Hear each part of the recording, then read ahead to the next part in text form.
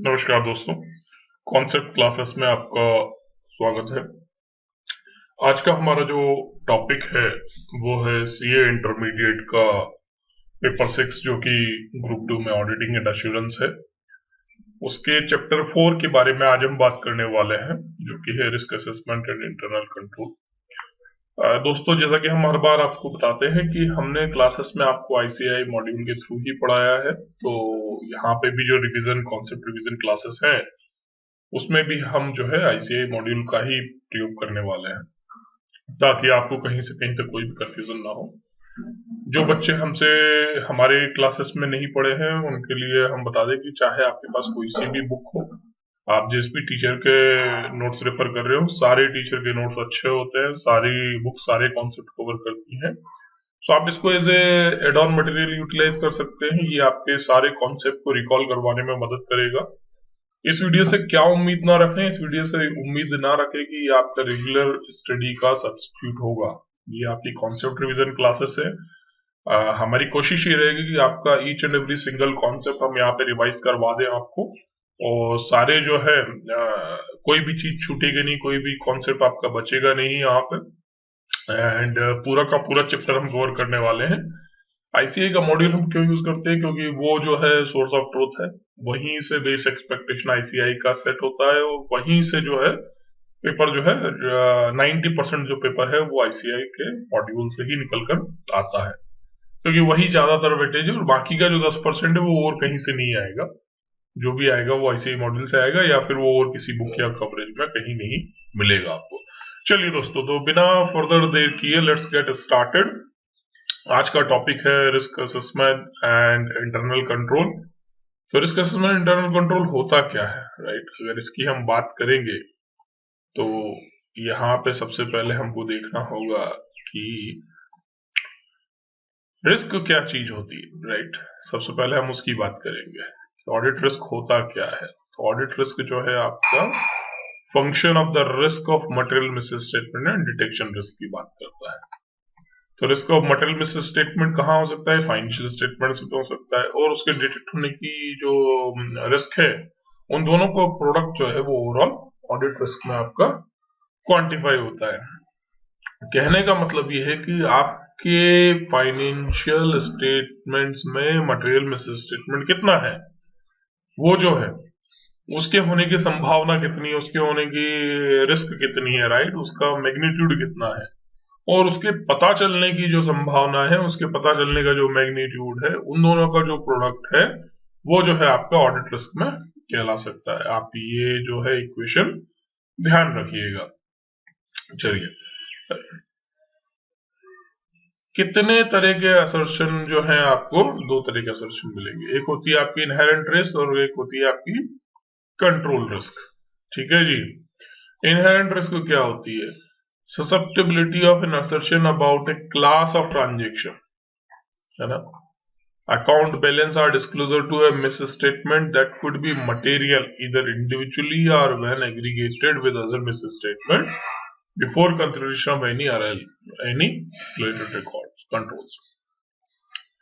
Inherent risk ये है कि जब भी कोई कंट्रोल है ही नहीं ऑर्गेनाइजेशन में, तो किसी मटेरियल मिसस्टेटमेंट के, किसी ट्रांजैक्शन के गलत होने की संभावना कितनी हो सकती है, वो जो है आपकी इनहेरेंट रिस्क में कवर हो जाती है। कंट्रोल रिस्क क्या है? The risk that A misstatement that could occur in an assertion about A class of transaction, account balance और disclosure, and that could be material either individually or when aggregated with other misstatement, will not be prevented, detected and corrected on a timely basis by the entities internal control. हर organisation को अपने internal control को establish करना होता है। उन internal controls का क्या काम होता है? उन इंटरनल कंट्रोल्स का काम होता है कि आपके जो इनहेरेंट रिस्क है उनको रिड्यूस करे, उनको प्रिवेंट करे, उनको डिटेक्ट करे, उनको करेक्ट करने, है ना? यही ओवरऑल जो है कंट्रोल रिस्क होता है। कि अगर वो इंटरनल कंट्रोल प्रॉपरली काम नहीं कर रहे हैं तो आप किस कैटेगरी में आ जाते हैं? आप आ जाते हैं कंट्रोल रिस्क कैटेगरी में। ठीक है। चलिए, असेसमेंट कैसे करेंगे? Assessment of risk is a matter of professional judgement. ठीक है। तो यहाँ पे इन्होंने कहा हुआ है कि भाई the assessment of risk is based on audit procedure to obtain information necessary for that purpose and evidence obtained throughout the audit. Evidence के ऊपर काफी रिलायबल रहना होगा, और पर्पस जो है हमारा ओवरऑल ऑडिट का, ये दोनों जो है इसके बीच में risk is a matter of professional judgement. इसका कोई भी प्रिसाइज मेजरमेंट नहीं हो सकता है। क्यों नहीं हो सकता है? क्योंकि मिस स्टेटमेंट का मैग्नीट्यूड क्या है नहीं पता है, कंट्रोल का मैग्नीट्यूड कितना होगा, वो दोनों सब्जेक्टिव इन नेचर है। प्रोफेशनल जजमेंट के बेसिस पे ही आप डिसाइड कर सकते हैं और ओवरऑल ऑडिट रिस्क को क्वांटिफाई कर सकते हैं। चीजें तो तभी पता लगेगी जब आप रिकॉर्ड्स को रिव्यू करते चले जाएंगे, जब आप रिकॉर्ड्स को मटेरियल करेंगे। अगेन रिकॉर्ड्स भी सिंपल बेसिस पे आप रिव्यू करते हैं, तो चांसेस ये रहते हैं कि आप 100% ट्रांजेक्शन को कवर नहीं करने वाले हैं। जब आप 100% ट्रांजेक्शन कवर नहीं करने वाले हैं, तो जो आपकी रिस्क है वो हमेशा जजमेंट बेसिस पे ही रहेगी, क्योंकि आपने पूरा का पूरा सिनेरियो कवरेज देखा ही नहीं है, सारे परम्यूटेशन कॉम्बिनेशन आपने कवर किए ही नहीं है। ठीक है जी। ऑडिट रिस्क में क्या शामिल नहीं है, right? What is not included in the audit risk? It does not include the risk that the auditor might express an opinion, है ना, that the financial statements are materially misstated when they are not. See, audit जो है ordinary insignificant risk है ये, कि auditor ने कह दिया कि भाई तुम्हारे जो फाइनेंशियल स्टेटमेंट है वो मटेरियल मिसस्टेटेड है, तो ये जो है ऑडिट रिस्क में इंक्लूड नहीं होता है। ठीक है। अच्छा, audit risk is a technical term, है ना, related to the process of auditing. It does not refer to the auditor's business risk, such as a loss from the litigation, adverse publicity or other event arising in connection with the audit of financial statement. उन चीजों को इसमें शामिल नहीं किया गया है। Risk of material misstatement कितने लेवल्स पे है? 2 लेवल्स पे है। कौन कौन से 2 लेवल बताए गए हैं? पहला कहा गया है कि भाई ओवरऑल फाइनेंशियल स्टेटमेंट लेवल के ऊपर क्या रिस्क है ना, तो वहां पे मटेरियल मिसस्टेटमेंट की रिस्क हो सकती है। दूसरा क्या बताया गया है? Level 4 class of transaction, account balance and disclosure, ये 3 चीज यहाँ पे बात की गई है। तो ये 2 जगह पे इनके असर्शंस हो सकते हैं। ठीक है, उम्मीद कर रहा हूँ चीजें आपको समझ में आ रही होंगी। चलिए, रिस्क ऑफ मटेरियल मिसस्टेटमेंट के कंपोनेंट क्या क्या है? हमने ऊपर बात किया है, 2 कंपोनेंट बताए गए। कौन कौन से 2 कंपोनेंट है? एक तो इनहेरेंट रिस्क है, दूसरा कंट्रोल रिस्क। इनहेरेंट रिस्क क्या है? कि जब कोई रिकॉर्ड रिव्यू ही नहीं किया है, without any control related control जो कंसिडर ही नहीं किया है, बाय डिफॉल्ट रिस्क कितना है किसमें? आपकी risk of material misstatement, right? किसके रेस्पेक्ट में? 3 चीजें वो है, कौन कौन से? Class of transaction, account balance और डिस्क्लोजर, है ना। तो इन तीनों को लेके जो है it might be giving a higher complex calculation वगैरह की बात की हुई यहाँ पे। एक्सटर्नल सर्कमस्टेंसेस क्या कर रहे हैं? वो जो है बिजनेस रिस्क को बढ़ा देते हैं, और अल्टीमेटली क्या करते हैं? They also influence the inherent risk. तो एक्सटर्नल फैक्टर को भी हम इग्नोर नहीं कर सकते हैं। इनहेरेंट रिस्क फैक्टर्स का क्या करना है? उनको कंसीडर करना है कब? जब आप डिजाइन कर रहे हैं क्या? Test of control and substantive procedure, उस समय आपको ऑडिट के दौरान इनहेरेंट रिस्क फैक्टर्स को कंसीडर करना है, उसके बेसिस पे अपनी ऑडिट प्रोसीजर को डिजाइन करना है। अच्छा, असेसमेंट जो होगा वो हमारी रेंज ऊपर नीचे हो सकती है, लोअर और हायर कर सकते हैं, है ना। और हर डिग्री में जो है लो प्रोसीजर अप्लाई करनी है। Category of auditors assessment, lower और हायर, ईच कैटेगरी कवर्स है range of degree of inherent risk. ठीक है, तो हर एक जो टॉपिक रहेगा, हर एक जो असेसमेंट रहेगा ऑडिटर का, वो क्या करेगा? इनहेरेंट रिस्क की वेरियस डिग्रीज को कवर करते हुए आगे बढ़ेगा। अच्छा, ऑडिटर क्या कर सकता है? ऑडिटर में assess the inherent risk of 2 different assertion as a lower, while recognizing that one assertion has less inherent risk than the other, although both might have assessed as a low. तो कई बार क्या हो सकता है आपका कि आपने जो डिग्रियां, आपने जो असेसमेंट किया है वो इनकरेक्टली आपने असेस कर लिया है, उसकी वजह से जो है आपकी इनहेरेंट रिस्क के मल्टीपल कैटेगरीज में आप क्या करते हैं? हर एक रिस्क को आप कैटेगराइज करने की कोशिश करते हैं कि ये लोअर रिस्क है या हायर रिस्क है, और आपने कई बार हो सकता है कि मिस क्लासिफिकेशन कर दिया, जो रिस्क एक्चुअली में लोअर थी उसको आपने हायर कर दिया है, जो एक्चुअली में हायर थी उसको लोअर कर दिया। तो इस तरह की गलतियां, इस तरह की संभावनाएं रहती है। क्यों? क्योंकि भाई ये प्रोफेशनल जजमेंट का केस है ना। यहाँ पे इस तरीके से हम जो है काम को आगे बढ़ा सकते हैं। चलिए आगे बढ़ते हैं। तो यहाँ पे क्या बताया गया है? यहाँ पे बताया गया है कंट्रोल रिस्क के बारे में अब हम बात करने वाले हैं। कंट्रोल रिस्क क्या कहता है? कंट्रोल रिस्क क्या है? ये क्या है? Function of the effectiveness of the design, implementation and maintenance of the internal control by the management, है ना। यहाँ पे very clearly they called it out कि it's a function of the effectiveness of the design, implementation and maintenance of the internal control by the management. ठीक है। Internal control can only reduce but will not eliminate the risk of material misstatement. क्यों? क्योंकि भाई ये जो है inherent limitation है किसका? Internal control. ठीक है। वो क्या कर सकते हैं? वो रिड्यूस कर सकते हैं बट एलिमिनेट नहीं कर सकते हैं। So internal control is a complementary system to have in order to prevent, detect, है ना। और ये हमारा जो है यहाँ पे हमने पहले बात किया हुआ है, इफ यू रिकॉल राइट, कि हमारे जो कंट्रोल्स है, अब ये वाली डेफिनेशन जो है यहाँ से ध्यान रखिएगा। ठीक है। ये तीन चीजें जो है यहाँ पे बहुत इंपॉर्टेंट है, आपको ये हमेशा काम आएगा कि भाई prevention, detection and correction on A timely basis by the entities internal control. ठीक है जी। चलिए, तो हमने बात कर लिया है यहाँ पे कंट्रोल रिस्क का, हमने बात कर लिया इनहेरेंट रिस्क का, है ना। Auditor assesses control risk is rely और नॉट रिलाई ऑन कंट्रोल, है ना। तो यहाँ पे क्या होगा? कंट्रोल रिस्क पे वेदर वी शुड रिलाई और नॉट रिलाई ऑन कंट्रोल। तो यहाँ पे हमें कंट्रोल रिस्क का असेसमेंट करना होगा। अच्छा, control environments influence over internal control जो है वो बहुत इंपॉर्टेंट हो जाता है। एक कंट्रोल इन्वायरमेंट क्या करता है? ये सपोर्ट करता है किसको? प्रिवेंशन को, डिटेक्शन को और करेक्शन को, है ना। किसके करेक्शन को? मटेरियल मिसस्टेटमेंट के करेक्शन को। ठीक है जी। In turn, what it will do? It will allow the greater confidence, है ना, in the reliability of the internal control के ऊपर हमारा भरोसा बढ़ता चला जाएगा। और हमने जो ऑडिट एविडेंस गैदर किए हैं उनके ऊपर भी हमारा भरोसा बढ़ता चल जाएगा। उसकी बेसिस पे क्या होगा?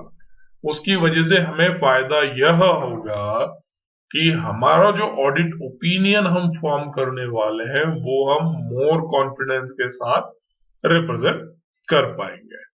मगर ये क्या है भाई? Control environment can, it does not guarantee, क्या गारंटी नहीं देता है कि effectiveness of the specific control, कि वो एक ओवरऑल कंट्रोल इन्वायरमेंट क्या है? मल्टीपल कंट्रोल्स का कॉम्बिनेशन बन के निकल के आता है, राइट। जितने भी, consider it like a bigger system which is made of A many specific controls. Overall control environment की इफेक्टिवनेस जो है वो एक डिफरेंट एस्पेक्ट है वर्सेस एक स्पेसिफिक कंट्रोल का जो इफेक्टिवनेस है वो एक डिफरेंट एस्पेक्ट हो जाता है। अच्छा, यहाँ पे एक बार बार टर्म आती है SCOT, which is nothing but a significant class of transactions, है ना। सो ये आप ध्यान रखिएगा, ये बीच बीच में कई बार इसको टर्म को उस तरीके से यूज कर लिया है एज एब्रिविएशन, कंफ्यूज होने की जरूरत नहीं है उसमें, है ना। यहाँ पे हमें क्या करना है? अगर हमें स्पेसिफिक कंट्रोल की इफेक्टिवनेस पता ही नहीं है तो हम क्या करेंगे? हम क्या करते हैं? हमारी टेस्टिंग लगाते हैं किसके ऊपर? इफेक्टिवनेस ऑफ कंट्रोल के ऊपर। कौन से वाले कंट्रोल्स के ऊपर? जो सिग्निफिकेंट क्लास ऑफ ट्रांजेक्शन है, जिसका बहुत ज्यादा इंपॉर्टेंस हमारे सिस्टम में होता है। जो सिग्निफिकेंट क्लास ऑफ ट्रांजेक्शन है, कैसे बताइए मुझे, कि अगर एक बिजनेस जो है वो लेन देन करता है किसका? गहनों का, तो उसके लिए सिग्निफिकेंट क्लास ऑफ ट्रांजेक्शन क्या हो गए? ऐसे ट्रांजेक्शन जो रिलेट करते हैं कि गहने किसको दिए, कितने पैसे में दिए, कितना पैसा आया, कब आया, कितने गहने दिए, राइट। इस तरह के जो ट्रांजेक्शन होंगे वो सिग्निफिकेंट क्लास ऑफ ट्रांजेक्शन हो जाएंगे, जहां पे पैसे, जहां पे कोर बिजनेस का इन्वॉल्वमेंट है। ठीक है। तो आपको ध्यान रखना है कि significant class of transaction business to business vary कर सकता है, जैसा जैसा धंधा बदलेगा। एक हो सकता है कि उसी गहने वाले के पास एक जो है दो अपार्टमेंट्स भी है जिनको वो रेंट पे चढ़ाता है। ठीक है। तो उसके लिए जो रेंट वाला जो अपार्टमेंट है वो सिग्निफिकेंट क्लास ऑफ ट्रांजेक्शन नहीं होगा, वो साइड हो गया। वही एक दूसरा व्यापारी है या बिजनेसमैन है जिसका कि मेन काम जो है वो अपार्टमेंट्स को किराए पे चढ़ाना है, तो वहां पे उस केस में वो सिग्निफिकेंट क्लास ऑफ ट्रांजेक्शन हो जाएगा। इसको वैल्यू के ऊपर भी डिफाइन कर सकते हैं कि higher values return, higher value of the transaction जहां पे है ना। So maximum let's say 80% of the revenue is coming only from certain set of the activities. So वो सेट ऑफ द एक्टिविटीज जो है वो आपकी सिग्निफिकेंट क्लास ऑफ ट्रांजेक्शन बन जाती है। तो इसके कई सारे कॉन्टेक्स्ट हो सकते हैं, मगर आपको ये ध्यान रखना है कि जब भी इस तरह की बात है कंट्रोल एनवायरनमेंट की इफेक्टिवनेस को चेक करने के लिए, तो सिग्निफिकेंट क्लास ऑफ ट्रांजेक्शन को जरूर आप अपने उसमें इंक्लूड करना बिल्कुल नहीं भूलेंगे। चलिए, आपको क्या करना है, आपको आईटी प्रोसेसेस को भी इवोल्यूट करना है। आज के टाइम में क्या हो गया है, आज के टाइम में हमारी सिस्टम्स प्रोसेसेस जो है ऑटोमेटेड हो चुकी हैं। कई सारे आईटी प्रोसेसेस ऐसे हैं, तो जो एप्लीकेशंस आप यूज कर रहे हैं, जो कई सारे कंट्रोल ऐसे होते हैं which are dependent on IT, right. तो उन वाले कंट्रोल्स की जब आप इफेक्टिवनेस चेक करने जाएंगे तो आपको उन आईटी प्रोसेसेस, उन आईटी डिपेंडेंट कंट्रोल्स को भी टेस्ट आपको करना होगा। ठीक है जी। Our testing approach over squad and disclosure processes भी जो है आपको क्या करेगा, आपकी कंट्रोल रिस्क के ऊपर असेसमेंट में हेल्प करेगा कि whether you should rely on it और नॉट रिलाई। आपकी ओवरऑल एक्सपेक्टेशन एंड अंडरस्टैंडिंग क्या है एटीडी की प्रोसेस की ना, उसके ऊपर भी आप डिपेंड करता है कि whether you will rely on the control risk or not rely on the control risk. ठीक है, चलिए यहां पे हम आगे बढ़ते हैं। अच्छा, अगर हमको लग गया है कि भाई कंट्रोल्स में डिफिशियंसीज है, तो उस केस में हम क्या करेंगे, है ना। जब ऑडिटर ने आइडेंटिफाई कर लिया है डिफिशियंसी किस and report on internal controls, तो वो डिटरमाइन करेगा कि significant financial statement assertion that are affected by the ineffective control in order to evaluate the effect on the control risk assessment and strategy for the audit of the financial statement. So आपने control risk assessment करके रखा हुआ था, control risk assessment को जब आप आगे लेके बढ़े हैं, उस दौरान आपको क्या लगा, उसमें आपको दिखा कि भाई कंट्रोल्स के अंदर डेफिशिएंसीज है, तो डेफिशिएंसी है तो आपने जो रिस्क असेसमेंट की स्ट्रेटेजी बनाई थी, जिसके बेसिस पे आपने control environment, control risk assessment के बेसिस पे आपने कंट्रोल को इफेक्टिव कंसीडर किया था, वो तो नहीं रह गए। तो आप क्या करेंगे, आप उसका इम्पैक्ट एक बार फिर से देखने की कोशिश करेंगे और उन इम्पैक्ट्स को जो है आप अपना आगे बढ़ेंगे और इसको लेके आने की कोशिश करेंगे कि भाई इसको अपनी स्ट्रेटेजी पे क्या इम्पैक्ट हो सकता है, उस चीज को आप देखने की कोशिश करेंगे। उम्मीद कर रहा हूं आपको चीजें समझ में आ रही होंगी। चलिए आगे बढ़ेंगे। अब हम यहाँ पे हमको क्या करना है, अब भाई जब हमारी कंट्रोल में डिफिशियंसीज आइडेंटिफाई हो गई है ना, और ऑडिटर ने आइडेंटिफाई कर लिया है और टेस्ट कर लिया more than one control for each relevant assertion, उस केसेस में हम अलर्ट करेगा control risk considering all of the control he has tested. ठीक है, कि भाई हमने 1 2 3 ये 3 डिफरेंट कंट्रोल हमने टेस्ट किए हैं, वो पता लगा कि इनमें डेफिशिएंसी है, तो इसके बेसिस पे हम लोग क्या करेंगे, हम आइडेंटिफाई करेंगे, असेस करेंगे कि भाई हम कंटिन्यू करें या इसको हम छोड़ दें, है ना, या कंपल्सरी कंट्रोल के ऊपर बात करें। अच्छा, डेफिशिएंसी आइडेंटिफाई होने के बाद भी अगर सिग्निफिकेंट इंपैक्ट नहीं है, तो ही में conclude that the rely on control is still appropriate. ठीक है, ऐसा नहीं है कि भाई उसने कह दिया है तो ये तुरंत बात खत्म हो गई है ना। कि हो सकता है डेफिशिएंसी मिली है मगर सिग्निफिकेंट इंपैक्ट नहीं है, तो उस केस में भी आप क्या कर सकते हैं, उस केस में भी ये जो है रिलाई ऑन कंट्रोल कंटिन्यू कर सकता है। ठीक है, उम्मीद कर रहा हूँ चीजें आपको समझ में आई होंगी। अच्छा जी, एक जब भी आपको डेफिशिएंसी मिलता है एक इनइफेक्टिव कंट्रोल के रिकॉर्ड में, है ना, that is the only control identify for assertion, तो उस केस में ऑडिटर क्या करेगा, रिस्क असेसमेंट को रिवाइज करेगा कि भाई अपने को जो है नॉट रिलायबल कंट्रोल करना है। ठीक है, if the deficiency is related to one what can go wrong out of several what can go wrong, he can rely on control but perform additional substantive procedure to adequately address the risk related to the deficiency. वही चीज कह रहा है कि अगर एक ही control identify किया था और वही जो है डेफिशिएंट हो गया है, तो फिर हम जो है ऑडिट कंट्रोल पे रिलाय नहीं करेंगे। और अगर हमने जो है कई सारे कंट्रोल आइडेंटिफाई किए थे और उनमें से एक अगर हो गया है, तो ऑडिटर माइट डिसाइड कि चलो इसको कंटिन्यू कर लेते हैं। तो यही है कहना यहाँ पे चाह रहा है। ठीक है, कंबाइंड असेसमेंट की बात करेंगे अभी, है ना। Combined assessment of the risk of multiple misstatement के केस में, अच्छा, टिपिकली स्टैंडर्ड्स ऑन ऑडिटिंग जो है, they do not refer as a inherent risk as a separate item and a control risk as a separate item, है ना। तो उन cases में हमें क्या करना होता है, वो जो है overall risk of multiple misstatement बोल के आगे बढ़ जाते हैं। तो if you recollect the earlier equation which we had discussed, right, which was talking about the what is the audit risk. It's a combination of the risk of material misstatement and detection risk. तो it's up to the auditor's judgment कि वो कैसे उसको करना चाहता है, whether he want to do the individual assessment or a combined assessment for the inherent and control risk.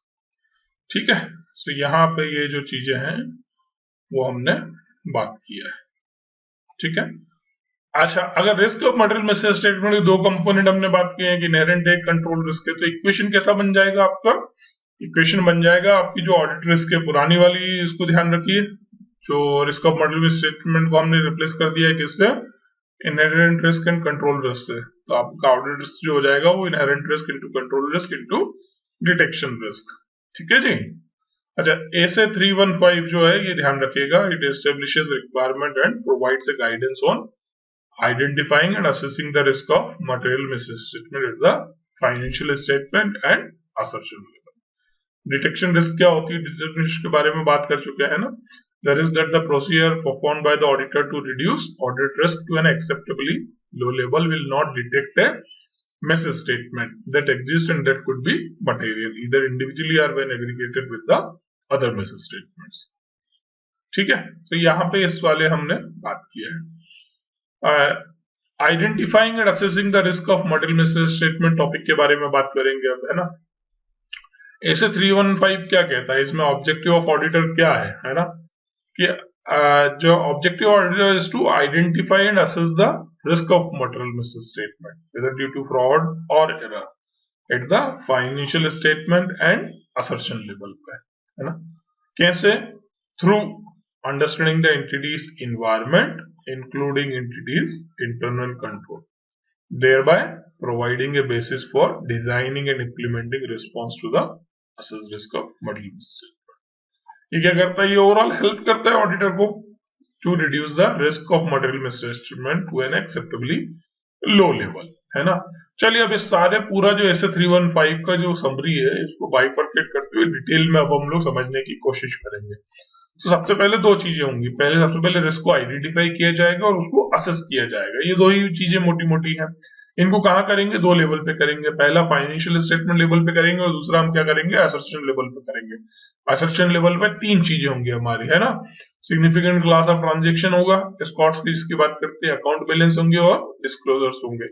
ये सारे क्या करेंगे? ये बेसिस देंगे किसके लिए? Designing and performing the further audit procedure. बहुत बढ़िया, आप बढ़िया सुन रहे हैं। चलिए आगे बढ़ते हैं अब इसको। For the purpose of the identifying and assessing the risk of material misstatement, auditor क्या कर सकता है? Auditor shall identify risk through out the process of obtaining and understanding of the entity and it's environment, including उसके जो relevant controls हैं। क्यों? क्योंकि control risk भी तो समझना है हमको, that relate to the risk and by considering the classes of transaction, account balance and disclosure in the financial statement. ये तीनों चीजों को आप विशेष तौर से ध्यान रखिएगा। टर्मिनोलॉजी को आपको जब भी रिस्पॉन्स लिखना होता है उनको कोट कीजिएगा। ठीक है। Assess the identified risk and evaluate whether they relate more pervasively to the financial statement as a whole and potentially affect many assertions, right? So ये possibility है कि उनका financial statement के साथ में pervasively relation है या नहीं है, or whether they relate to identified risk in terms of what can go wrong at the assertion level, है ना, taking account of relevant control that the auditor intend to test. तो auditor के पास जो testing methodology उसने बनाया है, testing study जो बनाया है, उसमें कौन कौन से ऐसे कंट्रोल जो है वो टेस्ट कर रहा है। अच्छा, likelihood of the miss statement क्या है ना, including the possibility of multiple miss statement, अगर जो एग्रीगेट हो जाएंगे तो उसका मैग्नीट्यूड क्या रहेगा, and overall result of material statement हो सकता है या नहीं हो सकता है। ठीक है, रिस्क असेसमेंट की प्रोसीजर के बारे में बात करेंगे। भाई आइडेंटिफाई करना है, असेस करना है, तो रिस्क असेसमेंट तो करना पड़ेगा। इस प्रोसीजर के बारे में यहाँ पे ये डेफिनेशन है, डेफिनेशन आपको याद करना पड़ेगा। मोटा मोटा वही है। इसमें अगर आप कीवर्ड की बात करेंगे तो the audit procedure perform to obtain an understanding of entity and its environment, है ना, इंक्लूडिंग एंटिटीज इंटरनल कंट्रोल। इसलिए to identify and assess the risk of material misses statement, whether due to fraud or error. कहाँ पे?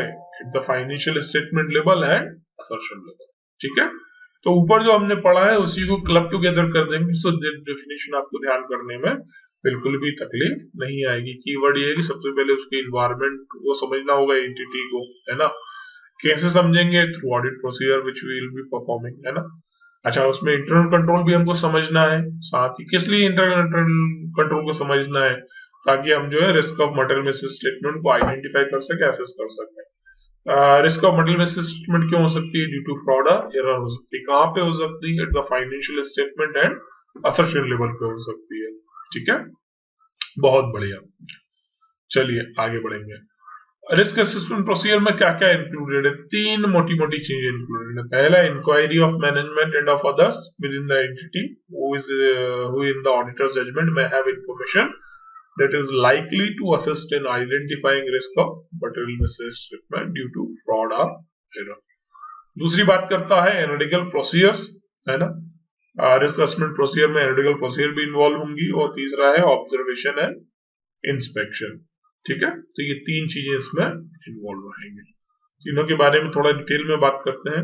Inquiry of management other within the entity क्या होगा कि भाई जो है ज्यादातर डिस्कशन जो होगा वो हम इंक्वायरीज के थ्रू ऑब्टेन कर सकते हैं, है ना। We may also obtain information on a different perspective in identifying risk of material misstatement through inquiries of others within the entity and other employees with different levels of authority. तो inspection में चार चीजें हो गई आपकी। पहला कि भाई मैनेजमेंट से कर सकते हैं या those responsible for financial reporting, उन दोनों को आप लेके इंक्वायरी कर सकते हैं।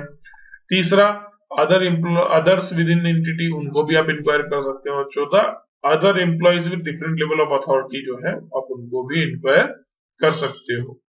ठीक है, तो ये इंफॉर्मेशन गैदरिंग के लिए आप इनको इंक्लूड करना पड़ेगा।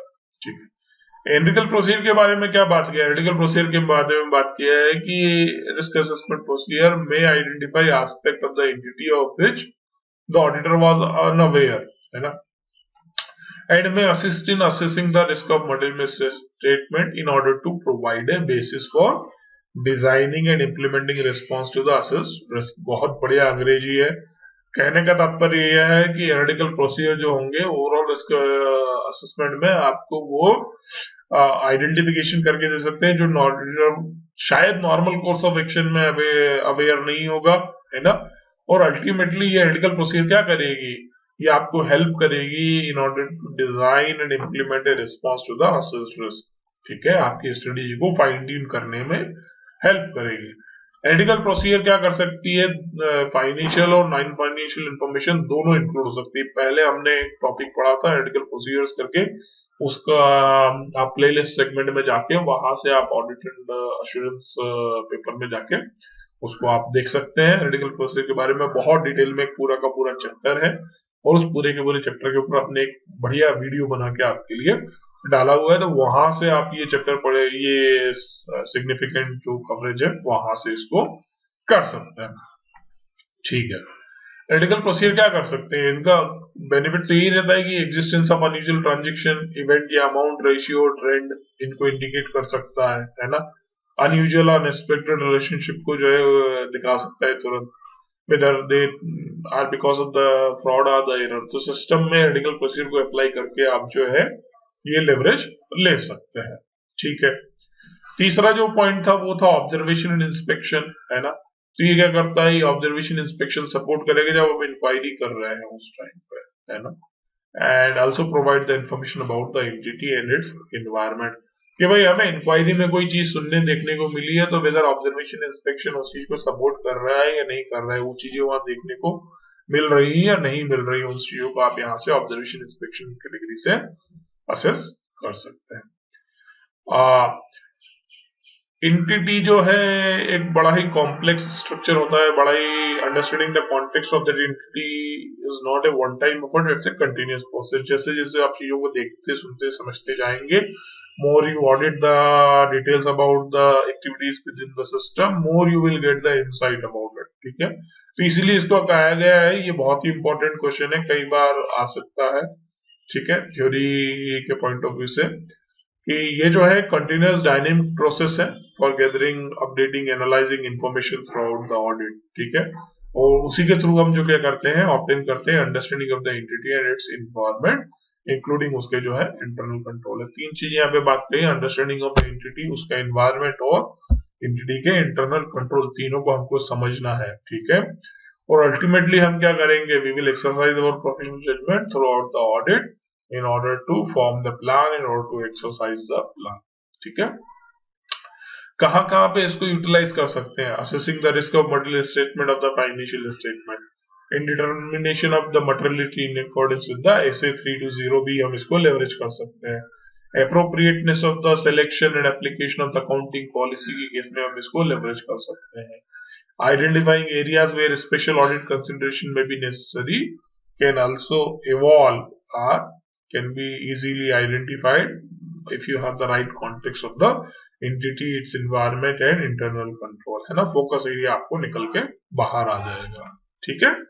ये आपको कहाँ हेल्प करेगा, ये आपको हेल्प करेगा when you develop an expectation for use when performing the analytical procedure में भी आपको हेल्प करेगा, ठीक है। अच्छा, ये आपको हेल्प करेगा कहां पे, evaluating the sufficiency and appropriateness of the audit evidences which have been obtained in terms of the appropriateness of the assumptions and the management का जो ओरल एंड रिटन रिप्रेजेंटेशन है उसको भी इवैल्यूएट करने में, क्रॉस कंफर्म करने में आपको ये हेल्प करेगा, ठीक है। चलिए आगे बढ़ते हैं। तीसरा जो पॉइंट है आपका वो क्या कहता है कि जो required understanding of the entity and it's environment जो है including the entities internal control, वो जो हमने पॉइंट बात किया उसके बारे में अब ये डिटेल में बात करेगा, है ना। इसको हम कैसे ऑब्टेन करेंगे, auditor shall obtain an understanding of the following, क्या क्या चीजें ऑब्टेन करेगा, यहाँ पे ये 5 चीजें मोटी मोटी इन्होंने बताई हुई है। पहला है कि उस इंडस्ट्री में काम कैसे होता है, उसकी रेगुलेटरी की एक्सपेक्टेशन क्या है, और कोई एक्सटर्नल फैक्टर जो है including the applicable financial reporting framework कुछ उस ऑर्गेनाइजेशन के लिए एप्लीकेबल है क्या। ये तो एनवायरनमेंट की बात हो गई, बाहर इकोसिस्टम की बात हो गई, है ना। ये किसी इंडस्ट्री में बिजनेस है, उसकी रेगुलेटरी कौन है और उसके external factors including the financial reporting framework की रिक्वायरमेंट्स क्या है, यहाँ पे हमने इसको अंडरस्टैंड करना है, तभी तो हम इसको इफेक्टिवली ऑडिट कर पाएंगे, ठीक है।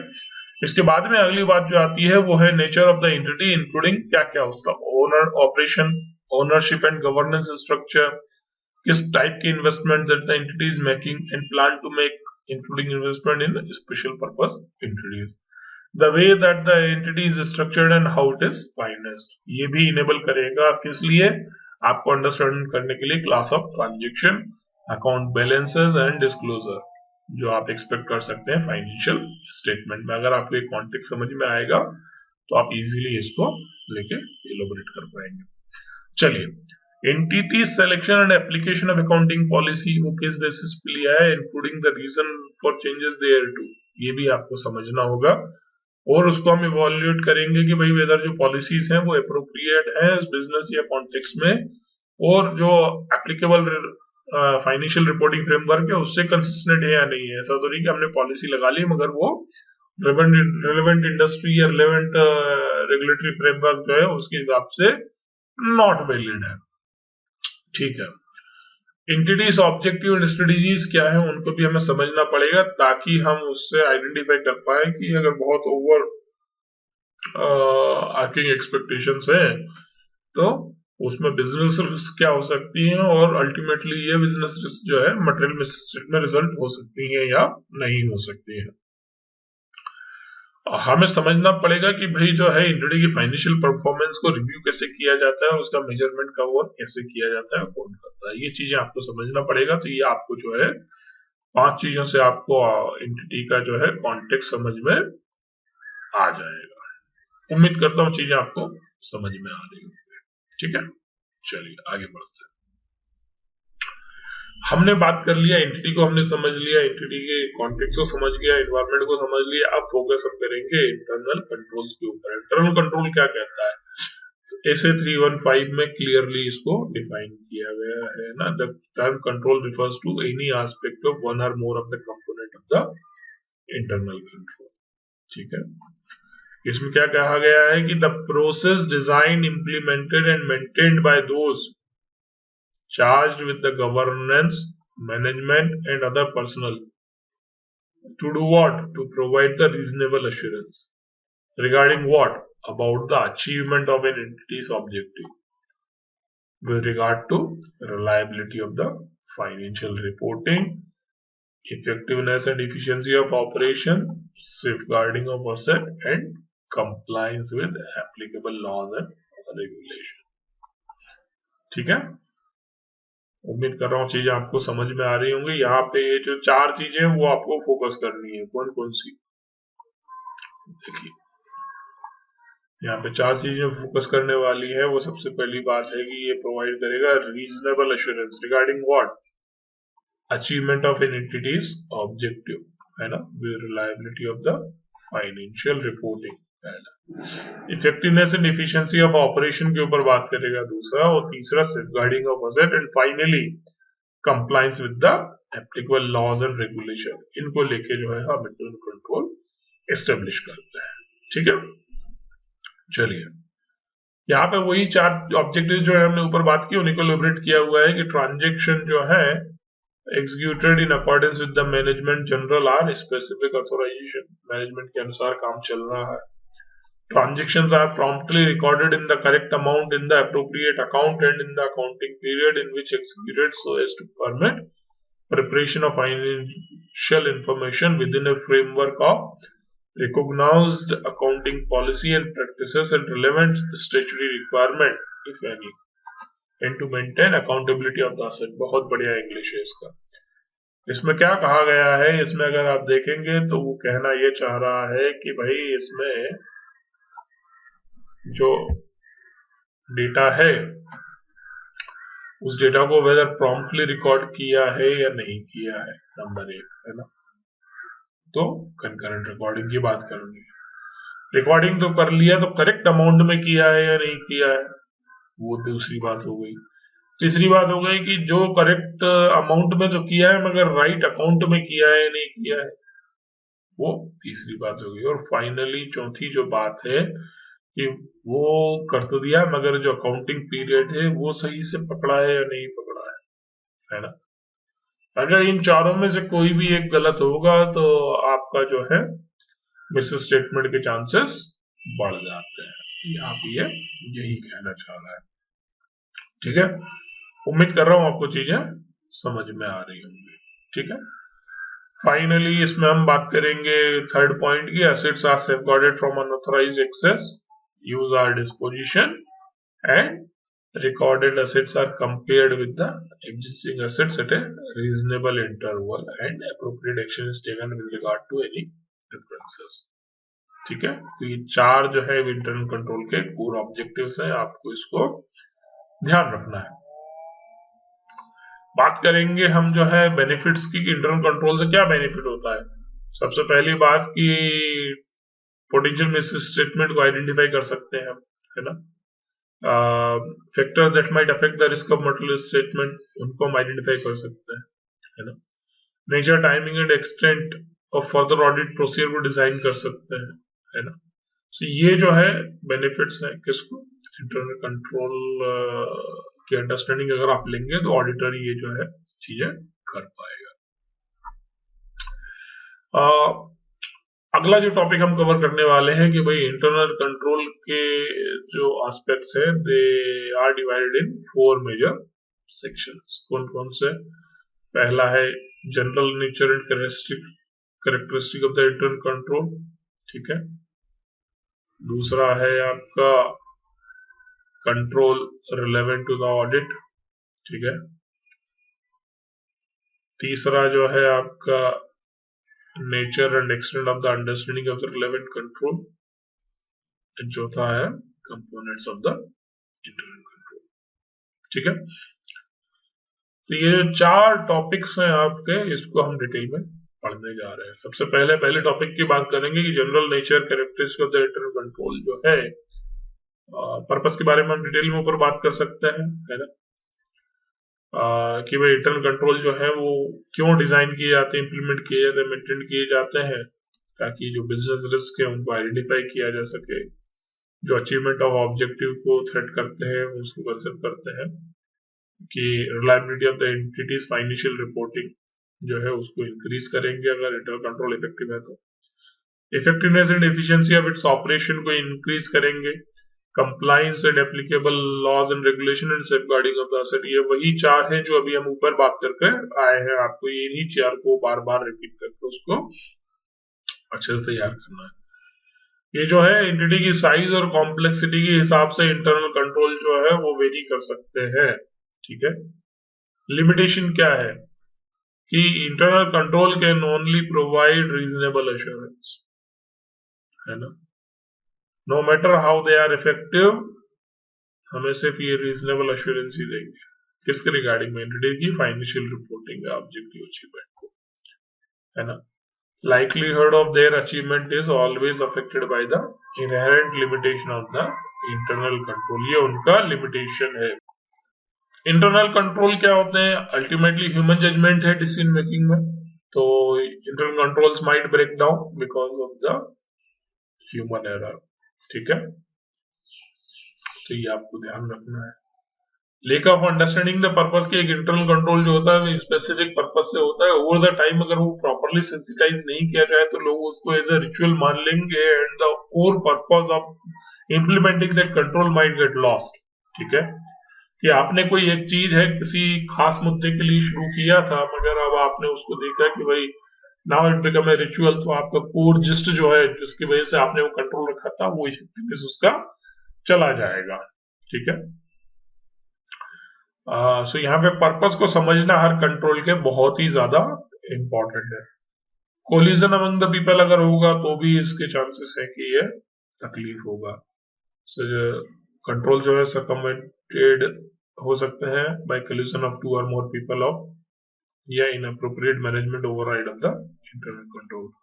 इसके बारे में हमने एक डिटेल वीडियो भी बनाया हुआ है, आप उसको प्लेलिस्ट में जाके देखिए कि जो है उसको कैसे आप अवॉइड कर सकते हैं। अच्छा, जजमेंट बाय द मैनेजमेंट, तो that will also yield into the issue. अच्छा, डिजाइनिंग इंप्लीमेंटेशन कंट्रोल जो है, मैनेजमेंट में make judgement the nature and extent of the control it chooses to implement and the nature and extent of the risk it choose to assume, वो भी vary करेगा।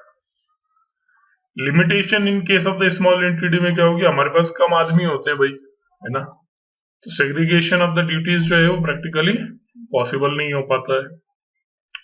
Owner manage entity होते हैं तो owner जो है वो एक्सरसाइज जो है ज्यादा अच्छे से ओवरसाइट को कर पाता है। कि छोटी टीम है तो उसको ज्यादा अच्छे से सुपरविजन दे पाएगा, एम्प्लॉयज को इंस्ट्रक्ट कर दिया, तो मैन्युअल कंट्रोल्स जो है वो ओवरसाइट या सुपरविजन जो है वो बहुत अच्छा होता है स्मॉल एंटिटीज में। मगर सेग्रीगेशन ऑफ द ड्यूटी जो है लिमिटेशन है उसका, तो उसको कंपनसेट उस तरीके से किया जा सकता है। रिस्क क्या रहेगी भाई, मैनेजर जो है या जो ओनर है वो ओवरराइड ज्यादा कर सकता है स्मॉल एंटिटी में, people will be driven by him, उसके जो इंस्ट्रक्शंस होंगे, है ना, because the system of internal control is less structured, ठीक है। तो इसकी वजह से ये स्मॉल एंटिटीज में इस तरह का रिस्क आपको देखने को मिल सकता है।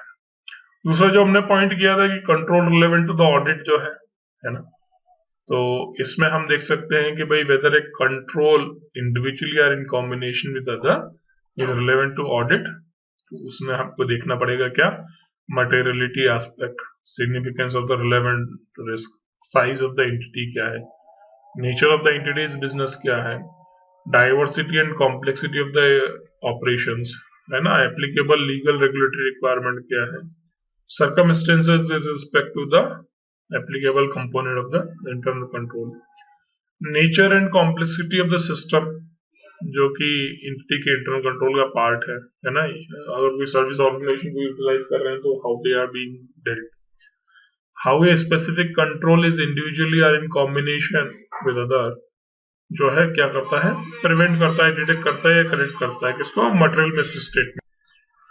तो ये जो है आपके कुछ controls relevant to the audit हो सकते हैं। कंप्लीटनेस एंड एक्यूरेसी के ऊपर जो इंफॉर्मेशन के जो कंट्रोल्स हैं they are also relevant for the audit, कि भाई हम उस इंफॉर्मेशन को अगर यूटिलाइज करना चाहेंगे तो लेवरेज कर सकते हैं। सेफगार्डिंग ऑफ असेट, कि उसको कैसे अनऑथराइज एक्विजिशन, यूज या डिस्पोजिशन को अवॉइड करते हैं, है ना, उसके रिलेटेड कंट्रोल्स क्या है इन terms of the financial reporting and operations objective, उसको भी आप चाहें तो कंसिडर कर सकते हैं। अच्छा, control relating to objective that are not relevant to an audit, है ना, उसमें कई सारे कंट्रोल्स ऑर्गेनाइजेशन इंप्लीमेंट करके रखता है ना, और उसमें हो सकता है कि ऐसे कई सारे कंट्रोल हो which are not relevant to the audit, तो हमें क्या करना है, उनको need not to be consider, ठीक है, प्लेन एंड सिंपल। अच्छा, हम लोगों को हो सकता है कि स्टैच्यू में require the auditor to report on compliance with certain internal control, तो उस केस में हमको क्या करना है, हमें उनको जो है रिपोर्ट करना है certain specific aspect of the internal control, तो हमें उस केस में रिव्यू जो है वो ब्रॉडर हो जाएगा और मोर डिटेल्ड हो जाएगा उस वाले पर्सपेक्टिव जहां पे स्टैच्यू की रिक्वायरमेंट है, इंस्टीट्यूट की रिक्वायरमेंट है, ठीक है जी। चलिए आगे बढ़ते हैं। नेचर एंड एक्सटेंट जो है of the understanding of relevant control जो है वो इन्फ्लुएंस करेगा इन terms of designing of a control, उसको समझना पड़ेगा, उसके हिसाब से काम करना पड़ेगा, और उसको इम्प्लीमेंटेशन जब करेंगे तो उसका मीनिंग है कि भाई कंट्रोल एग्जिस्ट करता है और एंटिटी जो है उसको यूज कर रही है, तो इम्प्लीमेंटेशन ऑफ ए कंट्रोल का मतलब ये है, ठीक है। अगर हमको लगा कि भाई कोई कंट्रोल जो है उसका इम्प्लीमेंटेशन इफेक्टिव ही नहीं है तो उसको असेस करके फायदा नहीं है ना, so the design of a control is considered first, ठीक है। हमेशा हमें ऐसे कंट्रोल्स को ही इंक्लूड करना है अपनी चेक्स में जिनकी इफेक्टिवनेस, ठीक है, तो डिजाइन ही वो चीज है जो हमें बता सकता है। इम्प्रॉपरली डिजाइन कंट्रोल जो है वो क्या होगा, सिग्निफिकेंट डिफिशियंसी लेके आ जाएगा किसमें, इंटरनल कंट्रोल, ठीक है। रिस्क असेसमेंट का प्रोसीजर की है आपने, उसके 4 तरीके हमने बताए थे, कौन कौन से 4 तरीके हैं। सबसे पहले इंक्वायरी, है ना, इंक्वायरी कर सकते हैं, ऑब्जर्व कर सकते हैं, इंस्पेक्ट कर सकते हैं और ट्रेस कर सकते हैं ट्रांजेक्शन को, है ना। इंक्वायरी अकेले में काम नहीं करेगा, खाली अपने वर्बल ले लिया, तो उसको ऑब्जर्व, इंस्पेक्शन और ट्रेसिंग ट्रांजेक्शन के थ्रू इसको करना पड़ेगा। खाली समझ लेना एंटिटी के कंट्रोल को इज नॉट सफिशिएंट, है ना, टू टेस्ट देयर ऑपरेटिंग यूनिटनेस, जब तक कि कुछ ऑटोमेशन जो है वो प्रोवाइड नहीं करता है consistent operation of the control है, तो इस बात को भी आपको ध्यान में रखना है। इंटरनल कंट्रोल के 5 कंपोनेंट है। सबसे पहली बात हमने ये पहले ऊपर भी बात की, कंट्रोल इन्वायरमेंट जो होगा, एंटिटी का रिस्क असेसमेंट का प्रोसेस क्या है और उसके इंफॉर्मेशन सिस्टम क्या है जिनको वो यूज कर रहे हैं, और कंट्रोल एक्टिविटीज क्या क्या है, और मॉनिटरिंग ऑफ कंट्रोल का प्रोसेस और फ्रीक्वेंसी क्या है। ये पांचों चीजें क्या करेंगी, दे में अफेक्ट द ऑडिट, ठीक है। तो इन पांचों के बारे में बात करेंगे। सबसे पहले बात करते हैं कंट्रोल इन्वायरमेंट या कंपोनेंट ऑफ इंटरनल कंट्रोल की, है ना। तो इसमें हमें इवैल्यूएट करना है कि भाई मैनेजमेंट ने जो है culture of honesty and ethical behaviour create किया हुआ है या नहीं किया हुआ है, ठीक है। और strength in the control environment element collectively provide an appropriate foundation for the other component of the internal control, से कई बार आपको पूछा जा सकता है, इसको आप ध्यान में रखिएगा। क्या क्या इंक्लूडेड है कंट्रोल एनवायरनमेंट में, गवर्नेंस एंड मैनेजमेंट फंक्शन है, attitude, awareness and action of those charged with the governance and control environment sets the tone of an organization, influencing the control consciousness of its people, ठीक है। Element of the control environment के बारे में बात करेंगे तो यहाँ पे जो है ये कुछ एलिमेंट्स बताए गए हैं, जैसे कि आपका सबसे पहला एलिमेंट क्या है, communication and enforcement of integrity and ethical value जो है, ये क्या करेगा, एसेंशियल एलिमेंट है for designing administration monitoring of the control for their effectiveness. Commitment to competency जो है ना, matter such as management consideration to the competency level for a particular job and how those level translate into requisite skill and knowledge जो है वो control environment का बहुत बड़ा factor है। अगले को पता ही नहीं कि काम क्या करना है, अगले की स्किल सेट ही नहीं और उसको उस काम से जांच के कंट्रोल कैसे इफेक्टिव होगा, आप बताइए, है ना। पार्टिसिपेशन बाय दोस्त चार्ज विद द गवर्नेंस, हमेशा कोई भी इनिशिएटिव या कंट्रोल एनवायरनमेंट तभी सक्सेसफुल होगा जब उसमें ऊपर से नीचे तक पार्टिसिपेशन होगा। सिर्फ नीचे की जनता चाहे कि मैं कंट्रोल इंप्लीमेंट कर लूं और ऊपर वाले पार्टिसिपेट नहीं कर रहे हैं तो वो पॉसिबिलिटी नहीं होगा। अच्छा, एट्रीब्यूट ऑफ दोस्त चार्ज विद गवर्नेंस क्या है, भाई वो इंडिपेंडेंट होना चाहिए मैनेजमेंट से, उनका एक्सपीरियंस स्ट्रक्चर क्या है ऑर्गेनाइजेशन में, उनका एक्सटेंट ऑफ देयर इन्वॉल्वमेंट क्या है और क्या वो ये इंफॉर्मेशन रिसीव करते हैं और वो क्या स्क्रूटनी करते हैं, राइट, उसके ऊपर भी आपका जो है इंटरनल कंट्रोल फ्रेमवर्क रिलाई करता है और वो कंट्रोल एनवायरनमेंट को फैक्टर इन करता है। उनकी एक्शंस क्या है, action should speak the intent, right, so वहां पे उन्होंने वही बात किया हुआ। हर ऑर्गेनाइजेशन के मैनेजमेंट की फिलॉसफी और ऑपरेटिंग स्टाइल अलग होती है। दो ऑर्गेनाइजेशन कभी डिफर करते हैं अपने ऑपरेटिंग स्टाइल और फिलॉसफी को लेके। रिलायंस है टाटा कम्युनिकेशन सिस्टम्स है, राइट। रिलायंस और टीसीएस के दो मैनेजमेंट की दो अलग थॉट प्रोसेस है, दो अलग थिंकिंग है, ठीक है। सो उसके मैनेजमेंट क्या हो सकते हैं कि भाई बिजनेस रिस्क लेने की अप्रोच क्या है, उसको मैनेज करने की अप्रोच क्या है, राइट। एक छोटा एंटिटी का ओनर जो है, मैनेजर जो है, वो ज्यादा रिस्क ले सकता है, एग्रेसिव डिसीजन लेगा बनस्पत एक गवर्नमेंट कंपनी का जो सीईओ है वो। Attitude and action toward the financial reporting depend on कि ऑर्गेनाइजेशन मैनेजमेंट का ऑपरेशन स्टाइल कैसा है। एग्रेसिव है तो हो सकता है इन्फ्लेटेड रिजल्ट दिखाने की टेंडेंसी उसके अंदर हो सकती है, जबकि एक सेट है तो वो मेंटेन करने की कोशिश करेगा, राइट। जहां पे लार्जर पब्लिक इंस्टीट्यूशंस है तो उस केस में आपको देखना पड़ेगा कि कहीं पे मटेरियल मिस स्टेटमेंट के चांसेस तो ऐसे नहीं बन रहे हैं। एटीट्यूड और एक्शन टुवर्ड फाइनेंशियल रिपोर्टिंग को आपको बहुत ही गहराई से देख के, सुन के, समझ के काम करना पड़ेगा, ठीक है। Information processing and accounting function and personal के टुवर्ड्स उनका एटीट्यूड क्या है मैनेजमेंट का, ये आपको समझना पड़ेगा और ये सबटल आपको क्लू देगा regarding the element of control environment in terms of कि भाई ये मैनेजमेंट अगर उसको वेटेज देता है तो फोकस अपने आप इंटरनल कंट्रोल्स पे आ जाएगा, एनवायरनमेंट जो है अपने आप कंट्रोल होता चला जाएगा।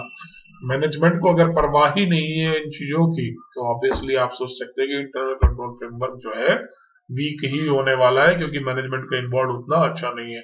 ऑर्गेनाइजेशन स्ट्रक्चर कैसा है, वेदर जो एंटिटी ने रिलेवेंट फ्रेमवर्क के हिसाब से सेट किया हुआ है नहीं किया हुआ है, to do what, to achieve its objective in terms of planning, execution, controlling and review, है ना।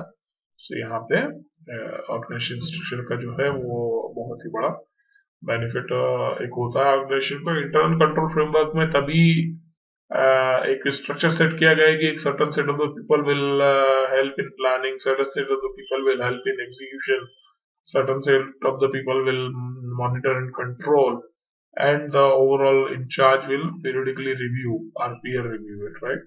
So ये जो है organization structure segregation of the duty in combination with the help in terms of the effective implementation of internal control environment to achieve the organization's objective, ठीक है जी। Authority and responsibility, भाई काम दे दिया है और अथॉरिटी नहीं दी है तो कैसे काम चलेगा। तो इसीलिए ऑर्गेनाइजेशन को रिलेशनशिप अथॉरिटीज जो है वो देना पड़ेगा, तो वो आपको देखना पड़ेगा कि वो चीजें वहां पे अवेलेबल है या नहीं है, और ये एलिमेंट जो है बहुत ही इंपॉर्टेंट हो जाता है इन terms of the control environment. Human resource को लेके पॉलिसीज और प्रैक्टिसेस कैसी है इन terms of their recruitment, orientation, training, evolution, counselling, promotion, compensation, remediation, right. ये भी एक बड़ा फैक्टर है फॉर कंट्रोल एनवायरनमेंट। ठीक है जी। अच्छा, एंटिटी की जो रिस्क असेसमेंट प्रोसेस है उसमें क्या होगा, उसमें आप देखेंगे कि सबसे पहले क्या होगा, आइडेंटिफिकेशन होगा बिजनेस रिस्क का, है ना। उसके बाद में एस्टिमेशन होगा किसका, सिग्निफिकेंस का। Then what you will do, you will try to assess the likelihood of their occurrence and finally you will decide about action to address those risks। ये आपका एंटिटी के रिस्क असेसमेंट के 4 component है। ठीक है, आगे बात करते हैं इंफॉर्मेशन सिस्टम की बात करेंगे, है ना। कौन से information system, the one which are related to the business processes which might be used for the financial reporting and communication। तो यहाँ पे स्कॉट की बात करेगा, class of transaction, significant class of transaction in the entity's operation that are significant to the financial statement, है ना। Scope for the financial statement. उन information system को आपको कंट्रोल करके चलना है। Procedures by which those transactions are initiated, recorded, processed, corrected as necessary, transferred to the general ledger and reported in the financial statement। ऐसे information system को आपको focus करना पड़ेगा और they form as a part of the element of a control environment. Accounting record maintain कर रहा है, supporting information maintain कर रहा है, specific account in financial maintain कर रहा है। किस लिए? ये सिस्टम ऐसे सिस्टम जो इनको इनिशिएट करते हैं, रिकॉर्ड करते हैं, प्रोसेस करते हैं या रिपोर्ट करते हैं ट्रांजेक्शन, है ना। इंफॉर्मेशन सिस्टम जो है वो how they are capturing the events and condition that are significant to the financial statement is also equally important element. I am sorry. ठीक है, आगे बात करते हैं फाइनेंशियल रिपोर्टिंग प्रोसेस क्या है ऑर्गेनाइजेशन का, है ना। इन terms of preparing the entities financial statement, और वो ऐसे इंफॉर्मेशन सिस्टम भी जो है काम आएगा। जनरल एंट्रीज जो पास हो रही हैं, what are the controls surrounding to it, will also be equally applicable. Communication की बात हुई थी हमारी, कम्युनिकेशन जो है वो भी बड़ा इंपॉर्टेंट है। यहाँ पे एक टॉपिक इन्होंने बहुत ही अच्छे से कवर किया हुआ है, this is one of the important topic in terms of this chapter. आप इसको देखिए एक बार। फाइनेंशियल रोल्स एंड रिस्पॉन्सिबिलिटी जो है उनको कम्युनिकेट कर रहा है ना। तो हमें इसकी अंडरस्टैंडिंग लेनी है ऑडिट में कि भाई कौन कम्युनिकेट करेगा, किसका क्या रोल है फाइनेंशियल रिपोर्टिंग के केस में, है ना। तो दो तरह के कम्युनिकेशन होते हैं, communication between management and those charge with the governance, number 1। दूसरा होता है external communication such as those with the regulatory authority. External communication case में सपोज आपको एमसीए को डेटा सबमिट करना है, आपके स्टेक होल्डर को, पब्लिक को, बीएसई एनएसई स्टॉक एक्सचेंज को डेटा सबमिट करना है, और एक होता है आपके internal reporting, management versus the people who are charge with the governance perspective. तो यहाँ पे आपको क्या करना पड़ेगा, आपको समझना पड़ेगा कि उनके रोल्स और रिस्पॉन्सिबिलिटी क्या है, who is doing what, right. उनको समझना पड़ेगा कि रिलेशन ऑफ द एक्टिविटीज क्या है, किसका काम कहाँ पे किसके पास जाएगा, right. Who is at the higher level, who is at the mid layer. आपको समझना पड़ेगा कि पॉलिसीज क्या है और फाइनेंशियल रिपोर्टिंग के मैनुअल्स आपके हैं या नहीं है, राइट। तो आपको उनको कैसे इंटीमेट कर सकते हैं, आप पॉलिसी के थ्रू भी आप उसको इंटीमेट कर सकते हैं, कम्युनिकेट कर सकते हैं। Open communication channels that exceptions are reported related on, right. तो आपको क्या करना है, ओपन कम्युनिकेशन चैनल रखने हैं ऑर्गेनाइजेशंस में, ताकि जो है एक्सेप्शंस प्रॉपर्ली रिपोर्ट हो। स्मॉल एंटिटीज की केस में थोड़ा सा आसान हो जाता है और थोड़ा सा लेस स्ट्रक्चर होता है। आप पहले ही बात कर चुके हैं कि भाई इसमें लोग कम होते हैं, तो जो है एक ही आदमी को मल्टीपल रिस्पॉन्सिबिलिटीज दे के रखी जा सकती है ना। स्मॉल एंटिटी में जो है मैनेजमेंट की विजिबिलिटी बहुत ज्यादा होती है, तो उसको आप लेवरेज कर सकते हैं। ठीक है, कंट्रोल एक्टिविटी की बात करेंगे हम, जो है कंपोनेंट ऑफ इंटरनल कंट्रोल जो है, इसमें क्या कहा है कि ओनली दोज कंट्रोल एक्टिविटीज, है ना, which relate to scope of transaction, account balance and disclosure. ये 3 चीजें हमने पहले भी बात की थी, है ना। And the assertion which the auditor finds relevant in his risk assessment procedure are necessary. तो आपको इन्हीं चीजों को ऑडिट में समझना होगा। ठीक है, कंट्रोल एक्टिविटीज क्या है? Are the policies and procedure that help ensure that management directives are carried out. ये आपकी कंट्रोल एक्टिविटीज से आप उसको वेरीफाई कर रहे हैं। यहाँ पे एक बहुत ही अच्छा एग्जांपल दिया हुआ है, आप ये देखिए इसको कि कंट्रोल एक्टिविटीज क्या क्या हो सकते हैं। ऑथराइजेशन हो सकता है, सेग्रीगेशन ऑफ द ड्यूटी हो सकता है, फिजिकल कंट्रोल हो सकता है, इंफॉर्मेशन प्रोसेसिंग हो सकती है और परफॉर्मेंस रिव्यूज हो सकते हैं। ये 4-5 चीजें हमारे दी हुई है। ठीक है, आगे बढ़ेंगे। ये हम रिस्क असेसमेंट के ऊपर बात कर चुके हैं, तो इसको अब हम रिपीट करने की कोशिश नहीं करेंगे, ये आप एक बार देख लीजिएगा। यहाँ पे बात कर रहे हैं मॉनिटरिंग ऑफ कंट्रोल की, कंपोनेंट ऑफ इंटरनल कंट्रोल की। भाई हमने यहाँ पे अगर आप देखेंगे तो इसमें हमने मैं क्या बात कर ली, यहाँ पे कंट्रोल एक्टिविटी की बात कर ली। अब यहाँ पे क्या कर रहे हैं, मॉनिटरिंग की बात करेंगे। ठीक है, मॉनिटरिंग में जो है यहाँ पे देखिए, मॉनिटरिंग ऑफ कंट्रोल जो है उसको it is a process to assess the effectiveness of internal control performance over time। क्या है? 3 चीजें हैं, इफेक्टिवनेस असेसमेंट है of internal control and performance over time. ये 3 चीजें जो है वो मॉनिटरिंग को डिफाइन करती है। ठीक है,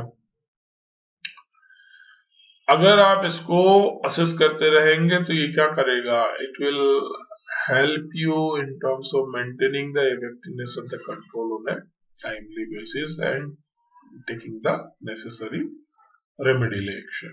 ठीक है, ये आपको हेल्प करेगा। Management accomplishes through ongoing activities and separate evaluation, है ना। मॉनिटरिंग कंट्रोल जो है ongoing activities के थ्रू भी कर सकते हैं या सेपरेट evaluation के थ्रू भी कर सकते हैं या कॉम्बिनेशन भी यूटिलाइज कर सकते हैं, है ना। ऑनगोइंग मॉनिटरिंग एक्टिविटी क्या होती है कि नॉर्मल कोर्स ऑफ एक्टिविटीज जो है वो एंटिटी ने अपने फ्रेमवर्क में डाल दिए है और regular management and supervisory activity में आ जाता है। तो इस तरह के कंट्रोल्स को भी आप यहाँ पे इवॉल्व कर सकते हैं। मैनेजमेंट मॉनिटरिंग एक्टिविटीज जो है वो इंक्लूड करती हैं using information from communication from external parties. जैसे कस्टमर की कोई कंप्लेंट आई है, रेगुलेटर का कमेंट आया है, दैट में इंडिकेट प्रॉब्लम और highlight areas in need of the improvement, उसको भी आप लेके ट्रिगर मॉनिटरिंग के लिए कर सकते हैं। छोटी कंपनियों के केस में, इन case of the small entities के केस में क्या होगा, इन case of the small entity जो है मैनेजमेंट जो है कई बहुत ही गहराई तक उसमें इन्वॉल्व हो जाता है, राइट। ओनर मैनेजर जो है क्लोज इन्वॉल्वमेंट इन ऑपरेशन होता है। तो ये जो है सिग्निफिकेंट वेरिएंस आ जाता है from expectation and inaccuracies in the financial data leading to remedial action to the control. यहाँ पे अच्छा, अगर किसी एंटिटी के पास इंटरनल ऑडिट फंक्शन है तो वहां पे मॉनिटरिंग ऑफ कंट्रोल्स कैसे होगी, है ना। तो वहां पे ऑडिटर जो है shall obtain an understanding of the following. Number 1, internal audit function की रिस्पॉन्सिबिलिटीज क्या है और इंटरनल ऑडिट फंक्शन जो है ऑर्गेनाइजेशन स्ट्रक्चर में कहां पे बैठता है, ठीक है। और एक्टिविटीज जो which are relevant to be perform by the internal audit function, उसकी रिस्पॉन्सिबिलिटीज क्या है और वो क्या क्या एक्टिविटीज परफॉर्म करेगा, ये चीजें आपको इसमें रिकॉर्ड करने में काम में आएंगी। चलिए, तो यहाँ पे ये 2 बातें आपको समझना है और इसके बारे में हम ऊपर बात ही कर चुके हैं कि इंटरनल ऑडिट फंक्शन जो है वो ऑडिट के रिलेवेंट है, size and structure of the entity पे डिपेंड करेगा, है ना।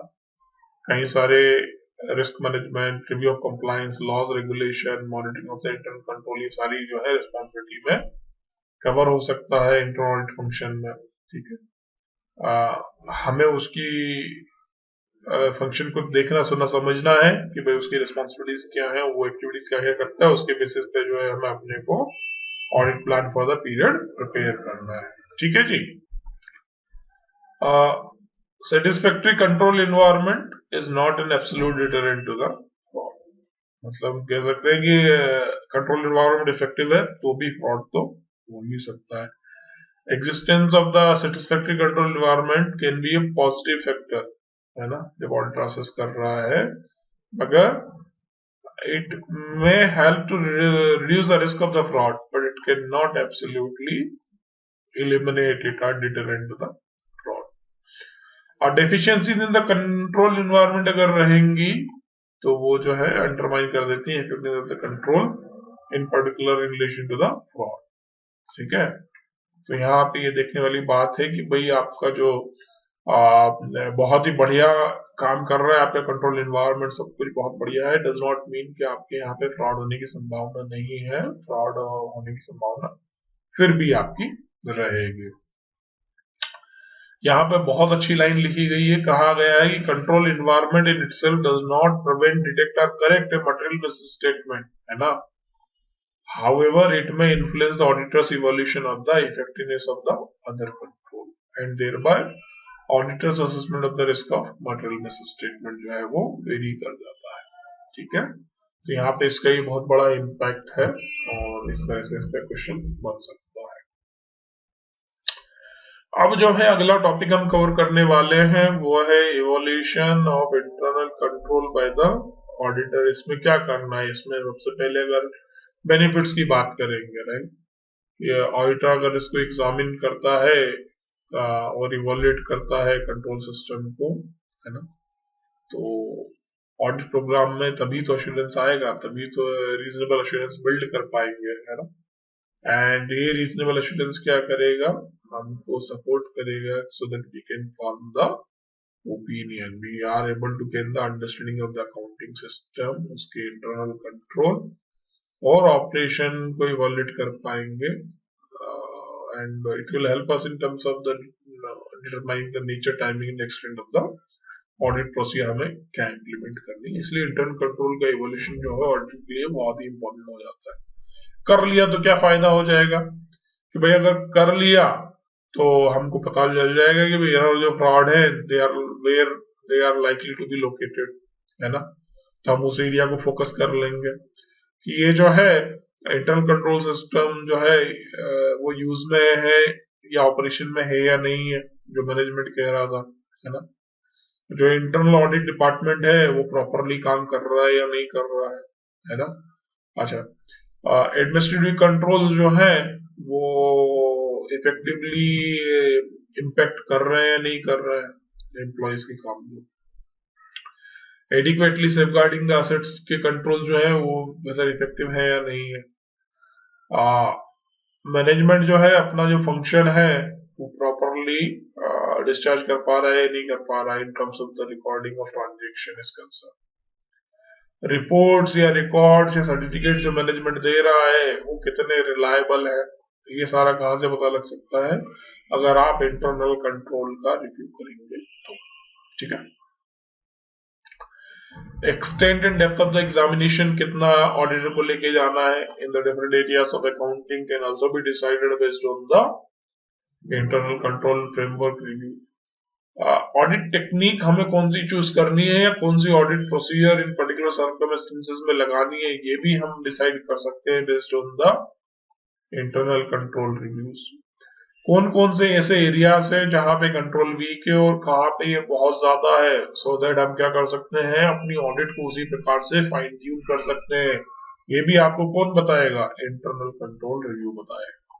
ठीक है, कोई भी बढ़िया सा वर्थवाइल सजेशन निकल के आ रहा है क्या, अगर आप रिव्यू करते हैं तो कोई कंट्रोल सिस्टम आपको ऐसा दिख गया कि भाई इसमें जो है इस तरीके से करेंगे तो ये ज्यादा इफेक्टिव हो सकता है, तो इस तरह का सजेशन भी आप जो है ऑर्गेनाइजेशन को दे सकते हैं जब आप उनका इंटरनल कंट्रोल रिव्यू सिस्टम जो है, इंटरनल कंट्रोल जो है वो रिव्यू कर रहे हैं।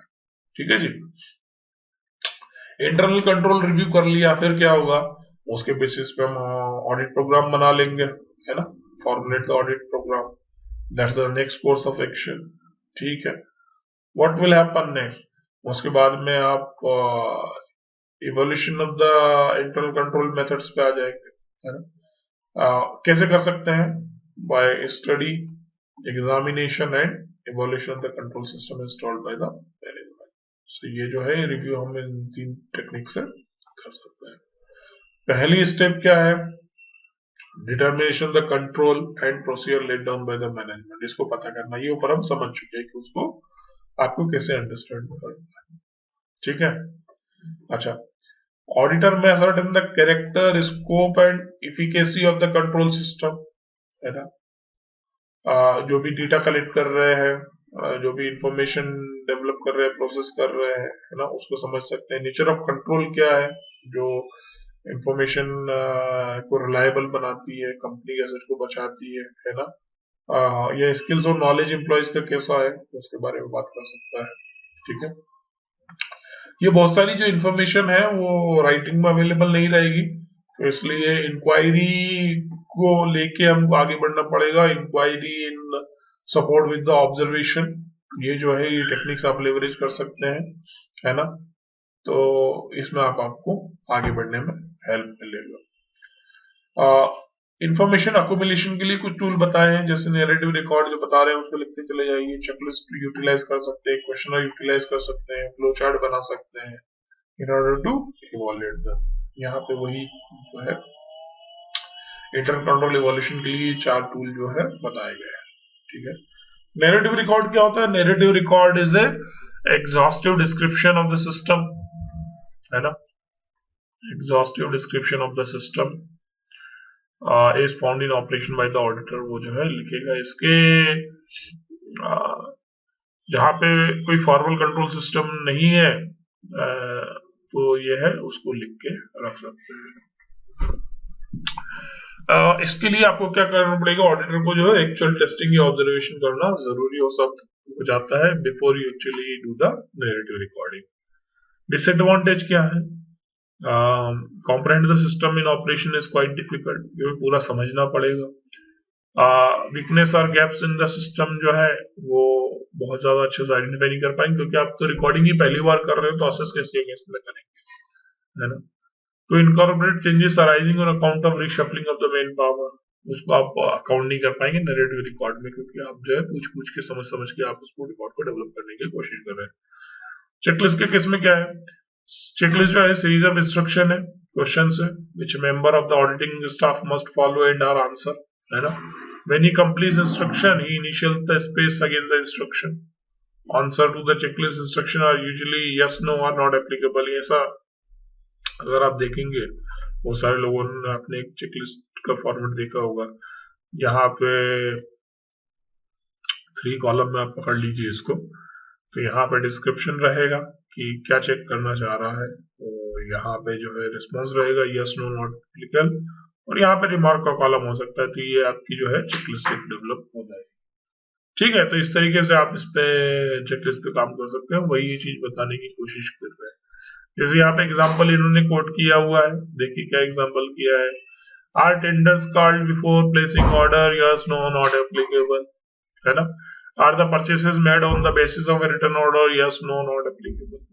Is the purchase order form standardized? Yes, no, not applicable. Are purchase order forms pre-numbered? Yes, no, not applicable.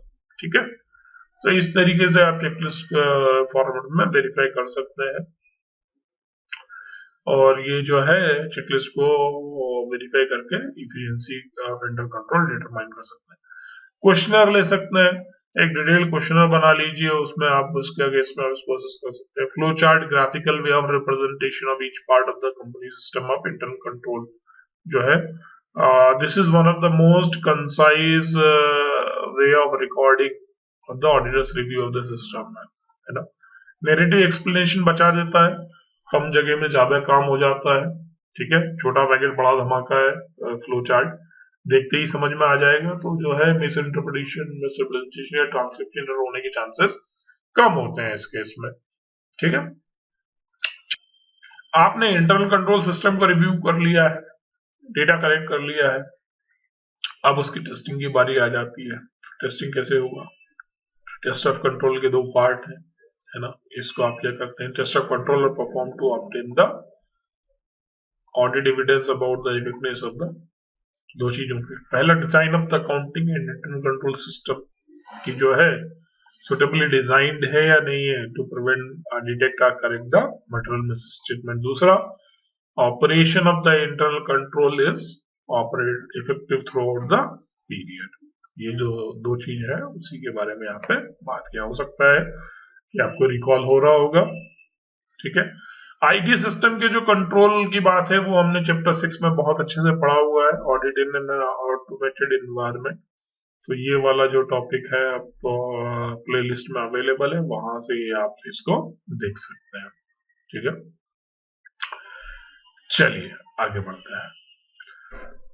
आगे अगर देखेंगे तो यहाँ पे आपको internal control and IT environment फिर से वही टॉपिक है जो हम पहले भी बात कर चुके हैं कि भाई कैरेक्टरिस्टिक जो है इसके element of internal control relevant to the auditor's risk assessment में an entity system of internal control contains manual element and often contains automated element। दोनों तरह के कंटेनर्स के पास रहेंगे, है ना। हमको क्या करना है, हमें मैनुअल और ऑटोमेटेड एलिमेंट दोनों को असेस करना है, उसके बेसिस पर अपनी हाइपोथेसिस को फॉर्म करना है। मैनुअल और automated element in control affect the manner in which the transaction are initiated, recorded, processed and reported, है ना। कि कहीं पे अप्रूवल जो है वो मैन्युअल है मान लीजिए, या कहीं पे ऑटोमेटेड है। तो अगर ऑटोमेटेड अप्रूवल है तो देखना पड़ेगा कि भाई वो किसके पास है, कब होता है, कौन कौन उसको ऑथोराइज है ऑटोमेट करने के लिए। मैन्युअल है तो कितने पर्सन है, उनके कोलिजन के चांसेस क्या है, वो आपको वेरीफाई करना पड़ेगा, है ना। Control in IT system consist of a combination of the automated control and manual control, है ना। These control may be independent of IT and may use information produced by IT or may be limited to monitoring the effective functioning of the IT and of automated control and to handling exception। ठीक है, कई बार क्या होगा, आपको जो IT systems use करने हैं, right, an entity's mix of manual and automated element in internal control varies। कैसे? Nature, complexity of the entity's use of IT जो है वो इसको इम्पैक्ट करेगा।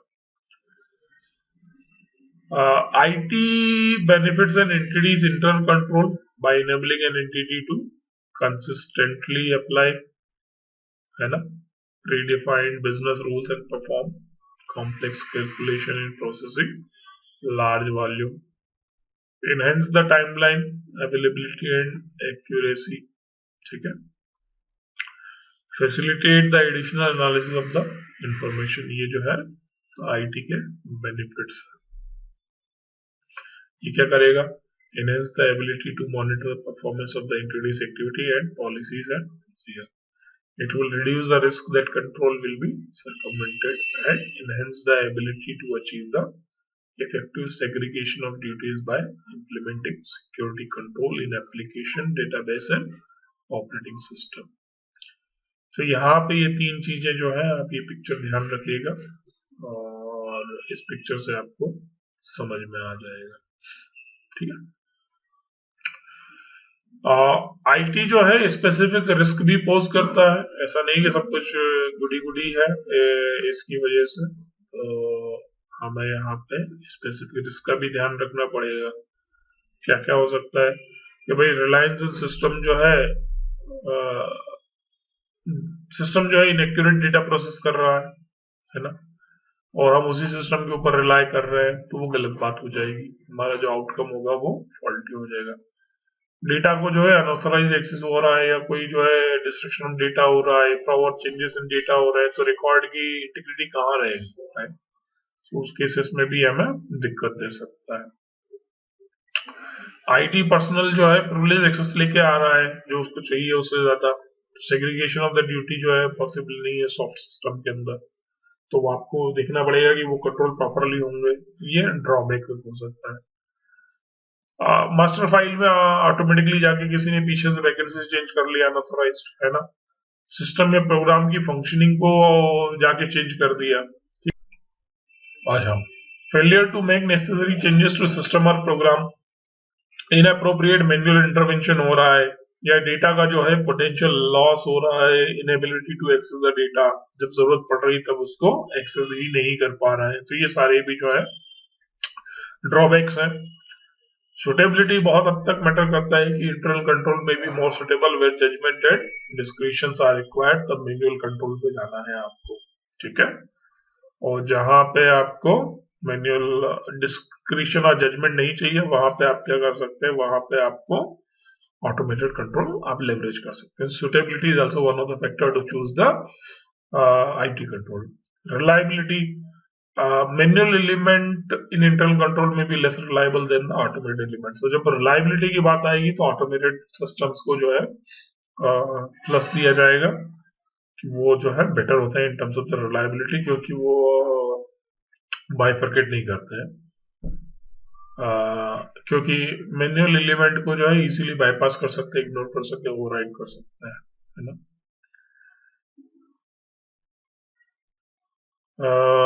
कंसिस्टेंसी जो है मैनुअल कंट्रोल्स में हम एक्सपेक्ट नहीं कर सकते, क्योंकि भी आदमी का मूड चेंज करता है। आप और मैं एक ही चीज को अगर 1000 टाइम्स लिखेंगे तो सेम टाइम पे सेम जगह पे बैठ के भी अगर हम दोनों लिखेंगे तो हमारे जो 1000 विद इन ही लिखेंगे, हम 1000 एंट्रीज करेंगे, उन एंटिटीज के भी नेचर, शेप एंड साइज या द वे वी राइट उसमें वेरिएशन आ सकता है over the period when we repeat that. तो उसमें ये कहना चाह रहा है कि कंसिस्टेंसी नहीं है। वहीं कोई टास्क अगर ऑटोमेटेड सिस्टम को दिया है तो वो 1000, 10,000 या 20,000 कितनी बार एग्जीक्यूट करेगा, सेम फैशन सेम कंसिस्टेंसी से एग्जीक्यूट करेगा। Nature of entities information system जो है वो भी एक बड़ी हद तक उसको जो है डिपेंड करेगा कि भाई हमारा जो है extended of the nature of the risk जो है इंटरनल कंट्रोल का इन दोनों चीजों के ऊपर भी बहुत ही रिलाय करता है। ठीक है। The entity is respond to the risk arising from the use of ITR from an use of manual elements in control by establishing effective control in light of the characteristic of the entity's information system। तो हर information system के अपने खुद के कुछ inherent limitations होते हैं, आपको उन्हें समझना है और उसके बेसिस पे आपको रिस्क असेसमेंट करके उसके बेसिस पे आपको उन्हें रिस्पॉन्ड करना है। मटेरियलिटी एंड ऑडिट रिस्क जो है हमारा अगला टॉपिक है। मटेरियलिटी के कॉन्सेप्ट के बारे में शुरुआत से पढ़ते चले आ रहे हैं। कॉन्सेप्ट ऑफ मटेरियलिटी जो है हम अप्लाई करते हैं by the auditor in planning and performing the audit, in evaluating the effect of identified misstatement on the audit and of uncorrected misstatement, है ना, and informing the opinion of the auditor's report। ये जो है overall through out the audit life cycle में planning से लेके opinion देने तक जो है हम हमारा कॉन्सेप्ट ऑफ मटेरियलिटी को अप्लाई करते रहते हैं। ठीक है। Audit risk क्या है? Audit risk is a risk that the auditor express an inappropriate audit opinion when the financial statement are materially misstated। इसके बारे में हमने बात कर लिया था, है ना। अच्छा, अल्टीमेटली हमारा ऑब्जेक्टिव क्या है? Overall objective of the auditor are to obtain reasonable assurance about whether the financial statement as a whole are free from material misstatement, है ना, वेदर ड्यू टू फ्रॉड और तो अल्टीमेटली क्या करेगा? It will enable the auditor to express an opinion on whether the financial statement are prepared in all material respect in accordance with an applicable financial reporting framework and to report on the financial statement and communicate as required by the standards of holdings in accordance with the auditor's finding. ठीक है। ये हम कैसे करेंगे? Reasonable assurance with help of the appropriate audit evidences, है ना, to reduce audit risk to an acceptable low level। अगर sufficient audit evidence मिल जाएंगे तो risk जो है वो low हो जाएगी and the risk will be low to the acceptable levels पे। तो यहाँ पे आप कह सकते हैं materiality and audit risk are considered throughout the audit। ठीक है। तीन जगह पे विशेष तौर से ध्यान रखना है इनका। कब? जब हम आइडेंटिफाई और असेस कर रहे हैं risk related to material misstatement, जब हम नेचर, टाइमिंग और extent for further audit procedure determine कर रहे हैं उस समय पे, और जब हम इफेक्ट ऑफ अनकरेक्टेड मिसस्टेटमेंट को इवैल्यूएट कर रहे हैं informing the opinion in the auditor's report. ये तीन जगह जो है जहां पे आपको विशेष तौर से इसका ध्यान रखना है। ठीक है। रिस्क के डॉक्यूमेंटेशन के बारे में बात करेंगे। रिस्क का डॉक्यूमेंटेशन भी करना है तो हमें क्या करना पड़ेगा? Discussion among the engagement team and the significant decision reached, कि हमने क्या क्या बातें की हैं अपनी टीम के साथ, एंगेजमेंट टीम के साथ, और उसमें हमने क्या क्या डिसीजन लिए उसका डॉक्यूमेंटेशन करना पड़ेगा। हमारी क्या क्या की एलिमेंट ऑफ द अंडरस्टैंडिंग हमें क्या समझ में आया है with aspect of the entity and it's environment end of each of the internal control component, जो ऊपर हमने सारा बात किया है ना, and the source of information from which the understanding was obtained, उसको भी हमें डॉक्यूमेंट करना पड़ेगा। और रिस्क असेसमेंट की कौन कौन सी प्रोसीजर्स हमने परफॉर्म किए उनको भी समझ के हमें डॉक्यूमेंट करना पड़ेगा। The identified and assessed risk of material misstatement at the financial statement level and the assertion level, ये दोनों चीजों की हमने बात डिटेल में की हुई है ऊपर, तो उम्मीद करता हूं कि आपको ये बातें समझ में आ रही होंगी। अच्छा, रिस्क हमने जो आइडेंटिफाई किए हैं उसके रिलेटेड कंट्रोल जो ऑडिटर ने ऑब्टेन किए हैं, राइट, और या जिसकी अंडरस्टैंडिंग हमने समझी है उसके बारे में भी हमको डॉक्यूमेंटेशन करना पड़ेगा। ठीक है, तो ये जो चार चीजें हैं ये आपको ध्यान रखना पड़ेगा कि इनको हमें डॉक्यूमेंट करना है रिस्क इनसे रिलेटेड। ठीक है, अब हम बात करने जा रहे हैं इंटरनल ऑडिट की। इंटरनल ऑडिट क्या है? Internal audit is a independent management function है। ये क्या करता है? It involves A continuous and critical appraisal of the functioning of an entity with a view to suggest improvement, है ना, प्रोएक्टिवली इम्प्रूवमेंट सजेस्ट करने की कोशिश करेगा, एंड अल्टीमेटली क्या करेगा? एड वैल्यू और स्ट्रेंथन करेगा ओवरऑल गवर्नेंस मैकेनिज्म को, एंटिटी को, including the strategic risk management and internal control system. ये जो है अगर सही तरीके से यूटिलाइज किया जाए तो internal audit function is one of the most powerful function, because ये आप अंदर के आदमी को सब कुछ पता रहता है, कॉन्टेक्स्ट बहुत अच्छे से पता रहता है, बिजनेस अच्छे से पता रहेगा, फोकस एरिया बहुत अच्छे से पता रहेगा।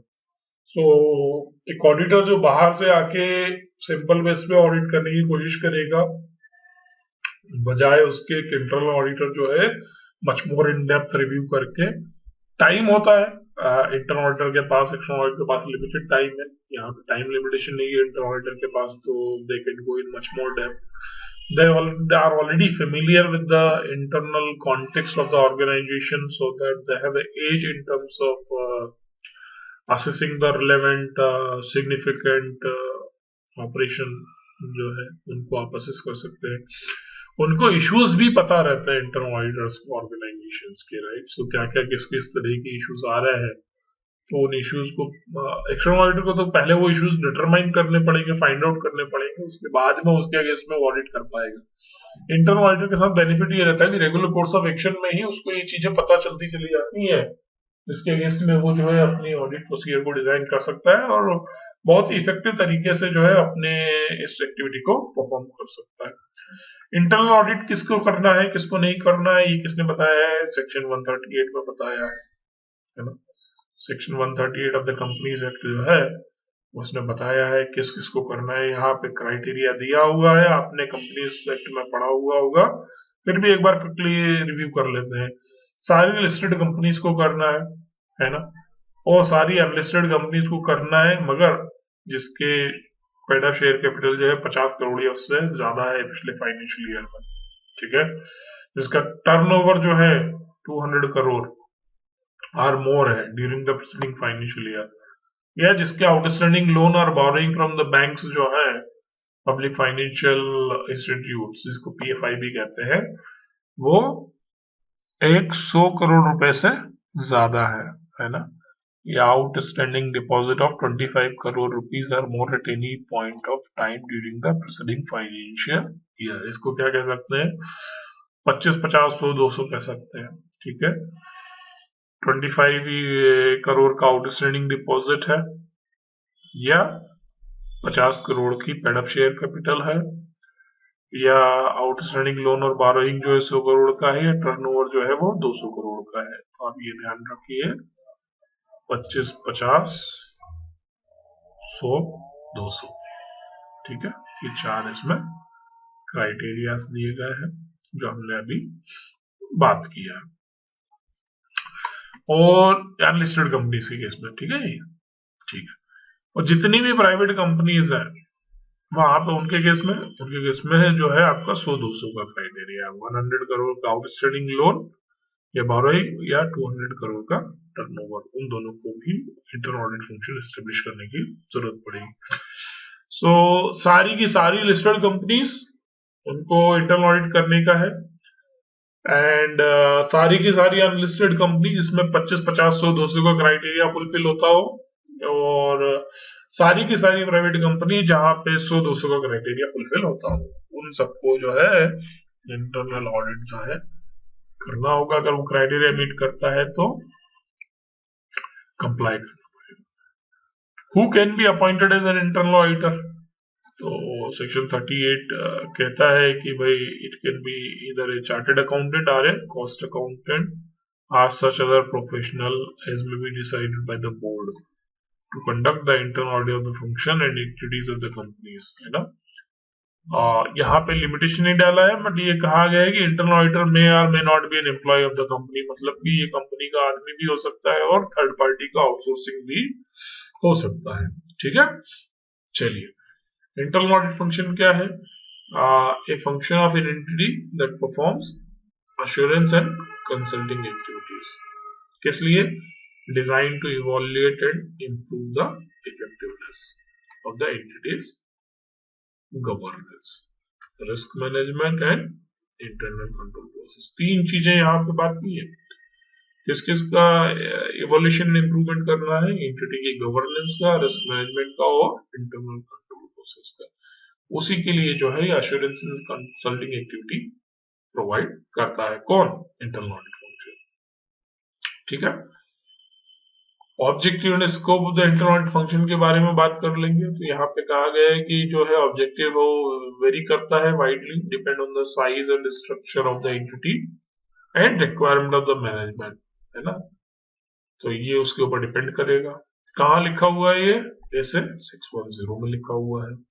ठीक है, इसमें हमने अभी ऊपर बात किया है, क्या क्या बात की हुई है कि भाई इसमें एश्योरेंस एंड कंसल्टिंग एक्टिविटीज हैं। किसके लिए? To evaluate and improve what? Effectiveness of the entity's governance, risk management और इंटरनल कंट्रोल सिस्टम, है ना। तो यहाँ पे उन तीनों के बारे में डिटेल में बात करते हैं। चलिए, इंटरनल ऑडिट फंक्शन जो है गवर्नेंस प्रोसेस को असेस कर सकता है, इसके अकम्प्लिशमेंट ऑफ द ऑब्जेक्टिव्स को, ऑन एथिक्स एंड वैल्यूज पे, परफॉर्मेंस मैनेजमेंट एंड अकाउंटेबिलिटी पे, communicating risk and control information to appropriate areas of the organization and effectiveness of the communication among those charged with the governance, external internal auditors and management, उनके साथ communication में भी उसका governance mechanism क्या है उसको आप असेस कर सकते हैं। चलिए अगले टॉपिक पे जाते हैं, activities relating to risk management. तो यहाँ पे इंटरनल ऑडिट फंक्शन जो है वो असेस कर सकता है किसको? एंटिटी को, by identifying, evaluating significant exposure to the risk and contributing to the improvement of risk management and internal control। अच्छा, इंटरनल कंट्रोल जो है इंटरनल ऑडिट फंक्शन वो जो है डिटेक्शन या फ्रॉड को भी डिटेक्ट करने में ऑर्गेनाइजेशन को हेल्प कर सकता है। Activities relating to internal control के बारे में बात करेंगे तो यहाँ पे कहा गया है कि भाई सबसे पहले तो इंटरनल कंट्रोल का इवोल्यूशन, सब ये इसका एक बड़ा प्राइम फंक्शन होता है। इंटरनल कंट्रोल की जो इफेक्टिवनेस है उसको चेक करना। तो evolution of the internal control, internal का एक स्पेसिफिक रिस्पॉन्सिबिलिटी कि उनको रिव्यू करना है, सारे कंट्रोल जो है इवोल्यूट करना है उनके ऑपरेशंस और रिकमेंड करना है अगर कुछ इंप्रूवमेंट है तो। ठीक है, उनको एग्जामिन करना है फाइनेंशियल एंड ऑपरेटिंग इंफॉर्मेशन को, है ना। तो उनको असाइन कर सकते हैं कि the means used to identify, recognise, measure, classify and report the financial and operating information. Specific inquiries कर सकते हैं इंडिविजुअल आइटम्स के अगेंस्ट में, एंड डिटेल टेस्टिंग परफॉर्म कर सकते हैं किसकी? ट्रांजेक्शन की, बैलेंसेस की एंड प्रोसीजर्स की। ठीक है, तो यहाँ पे दो मोटे मोटे काम हो गए। नंबर एक, इंटरनल कंट्रोल को इवैल्यूएट करना है। नंबर दो, फाइनेंशियल ऑपरेटिंग इंफॉर्मेशन को एग्जामिन करना है। और तीसरा, रिव्यू ऑफ ऑपरेटिंग एक्टिविटीज करना है ना। इसमें क्या कर सकते हैं? इकोनॉमी रिव्यू कर सकते हैं, एफिशिएंसी रिव्यू कर सकते हैं, effectiveness of the operating activity कर सकते हैं। ठीक है, तो यहाँ पे वही उन्होंने बात किया हुआ है। इसके अलावा review of compliance with the laws and regulation, ठीक है, the corresponding applicable internal external requirement या मैनेजमेंट की पॉलिसीज डायरेक्टिव है, उनके केस में जो है रिव्यू एंड कंप्लायंसेस असेस कर सकते हैं। ये वाला चित्र आप ध्यान रखिएगा, आप ये चित्र अगर रिकॉल कर पाएंगे तो आपको ये वाला टॉपिक बहुत अच्छे से क्लियर हो जाएगा। इंटरनल ऑडिटर के फंक्शन क्या है? 3, governance, risk management, internal control. और इंटरनल कंट्रोल में अंडरलाइंग 4 कौन कौन से? Evaluation of the internal control, examination of the financial operating information and review of operating activities and finally review of compliance with laws and regulation. ठीक है, इस topic में हमने ये बात अभी कर लिया है। उम्मीद कर रहा हूं दोस्तों आपको ये चीजें समझ में आ रही है। कोई भी टॉपिक अगर आपको समझ में नहीं आता है, समय की मर्यादा है, हमें शॉर्ट पीरियड में 1, 1.5 या 2 घंटे के अंदर हम जो है एक पर्टिकुलर चैप्टर को पूरा खत्म करने की कोशिश करते हैं, तो हो सकता है कई बार टॉपिक्स के साथ उतना जस्टिस हम लोग नहीं कर पाते हैं जब ये शॉर्ट वीडियोस या कॉन्सेप्ट रिवीजन वीडियो डालते हैं तो उस समय पे। तो आप बिल्कुल मत घबराइए, कहीं पे भी अगर आपको लगता है कि ये टॉपिक मुझे थोड़ा समझ में नहीं आया, आप नीचे कमेंट करके हमें बताइएगा और हम पूरी कोशिश करेंगे कि आपके उस को हम जो है एड्रेस कर दें, और या तो हम कमेंट में रिस्पॉन्ड कर देंगे उसको क्लेरिफाई करने के लिए, या फिर हो सकता है मैं डेडिकेटेड वीडियो उसके लिए बना के लेके आ जाए, ताकि आप और आपके जैसे जो दूसरे बच्चे हैं जिनको कि वो कंफ्यूजन या डाउट है वो क्लेरिफाई करने में हमको मदद मिलेगी। दोस्तों हमारी उम्मीद बस यही रहती है कि अगर इन वीडियोस के माध्यम से आपका जो कॉन्सेप्ट है वो क्लियर हो जाता है, आपकी प्रिपरेशन थोड़ी सी फास्ट ट्रैक हो जाती है, आपको अपने कंटेंट को रिवाइज करने में मदद मिल जाती है, और किसी एक भी बच्चे का अगर एक भी मार्क इस पूरे वीडियो की वजह से बढ़ जाता है तो हमारी वीडियो बनाने की जो मेहनत है वो हम अपने आप को सफल मानेंगे।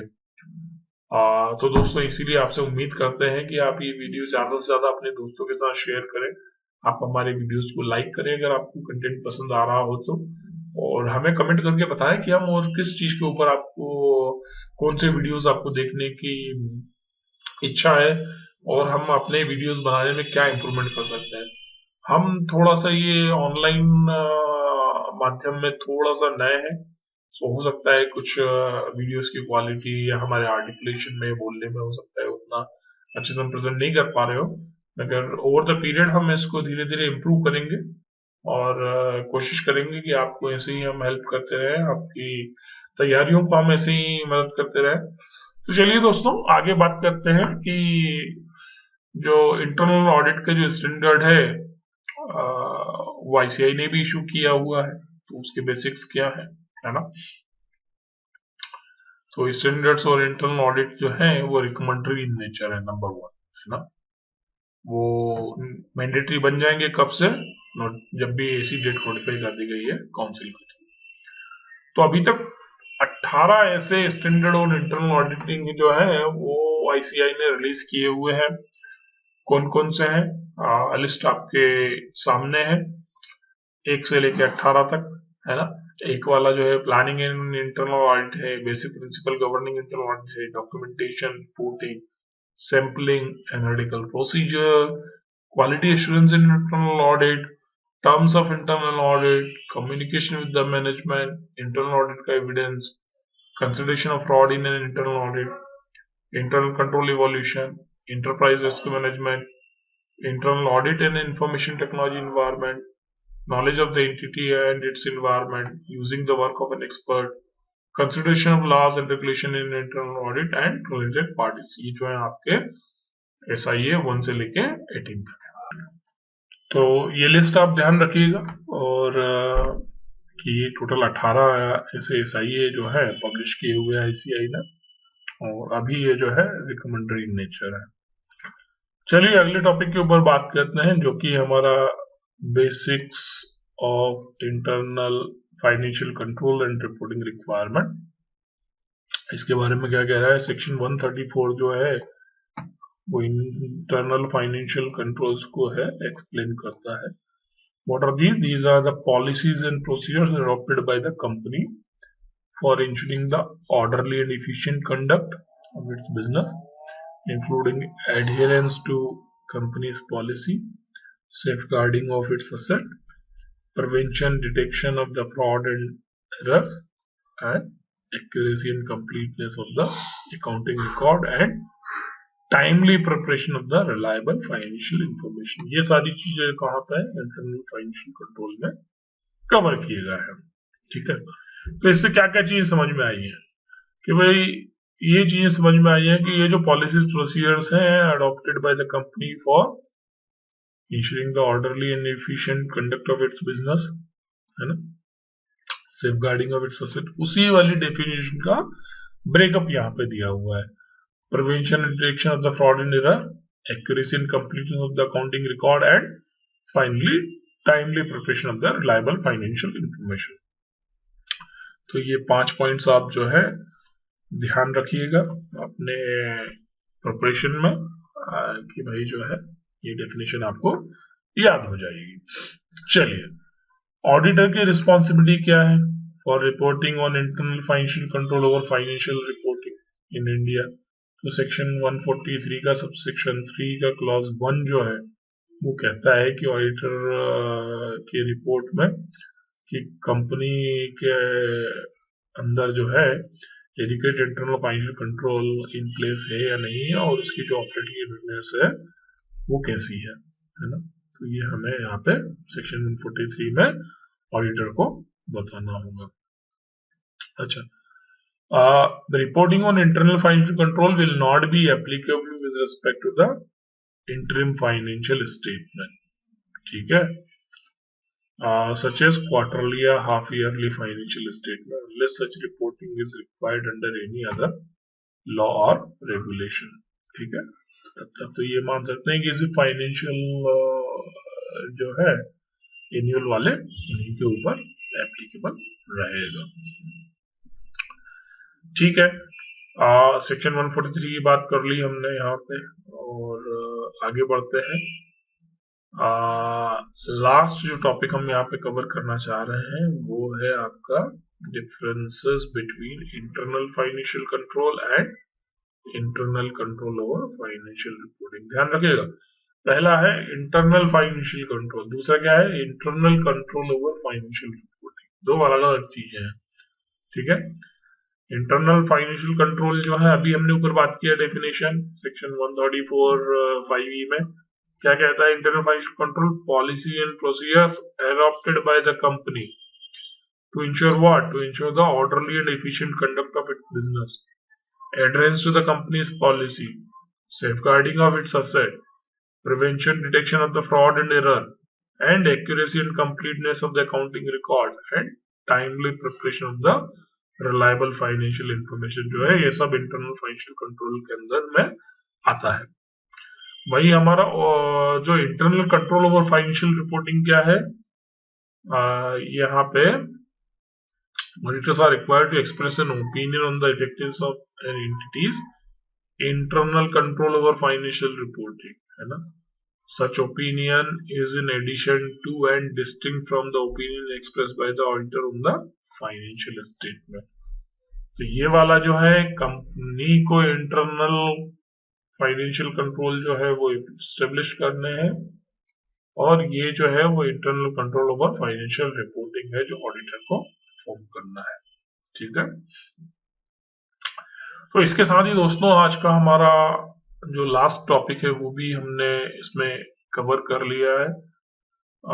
इन समरी आपको देखना ये है कि इसके अंदर जो है रिस्क कई तरीके से हो सकते हैं। हमने बात किया है इंटरनल ऑडिटिंग के पॉइंट ऑफ व्यू से, इंटरनल ऑडिट के अंदर जो है कंट्रोल्स कैसे हो सकते हैं, रिस्क क्या होती है, इनहेरेंट रिस्क की बात किया, रिडक्शन रिस्क की बात किया हमने, है ना, overall risk of material miss statement की बात किया जो कि एग्रीगेट है of inherent risk and detection risk का, डिफरेंट बेनिफिट एडवांटेज वगैरह बात की है इंटरनल कंट्रोल्स का हमने, इफेक्टिवनेस चेक क्या करना है, ऑडिटर को अपना ऑडिट प्लान डिजाइन करने में कैसे प्लानिंग एग्जीक्यूशन और रिपोर्टिंग के समय पे उसको कैसे और क्या क्या चीजों का ध्यान रखना है, अपनी अप्रोच को रिस्क असेसमेंट से कैसे इंटीग्रेट करना है ताकि बहुत ही इफेक्टिव तरीके से हम लोग ऑडिट कंडक्ट कर पाए। तो ये सारी चीजें आज हमने हमारे टॉपिक में बात किया है। तो उम्मीद करते हैं दोस्तों कि आपको ये एक शॉर्ट कॉन्सेप्ट रिवीजन वीडियो जो है पसंद आया होगा। और अगर आपको ये वीडियो पसंद आया तो कृपया आप इसे लाइक करें और अपने दोस्तों के साथ शेयर करें, ताकि उन लोगों को भी इसका बेनिफिट मिल पाए। साथ ही साथ हमारे चैनल को सब्सक्राइब करना ना भूलें। हम ऐसे ही एजुकेशनल वीडियोस लेकर आते रहते हैं। अभी हमारी करंट सीरीज जो है ऑडिटिंग एंड एश्योरेंस ग्रुप 2 का जो पेपर 6 है फॉर सीए इंटरमीडिएट, वो चल रही है। इसके बाकी के वीडियोस भी जो है चैप्टर वाइज आप प्लेलिस्ट सेक्शन में जाके देख सकते हैं। और कमेंट करके हमें बताइएगा अगर आपको कोई एडिशनल डाउट या क्लैरिफिकेशन चाहिए। अगर आप चाहेंगे तो हम लोग जो है क्वेश्चन आंसर सीरीज भी इसके बाद लेके आ जाएंगे एंड एमसीक्यू सीरीज भी लेके आ जाएंगे। बट वो आपके कमेंट्स का इंतजार रहेगा दोस्तों। तो आप हमें हेल्प करें in order to help you. And आज के लिए बस इतना ही। मुलाकात होती है आपसे अगले ऐसे ही किसी एक एजुकेशनल वीडियो के साथ, जहां पे हम फिर से किसी कॉन्सेप्ट को डिस्कस करेंगे, किसी वीडियो को रिवाइज करने की कोशिश करेंगे। Thank you for listening to us and keep watching. Stay tuned. Thank you very much. Have a good one. Bye bye.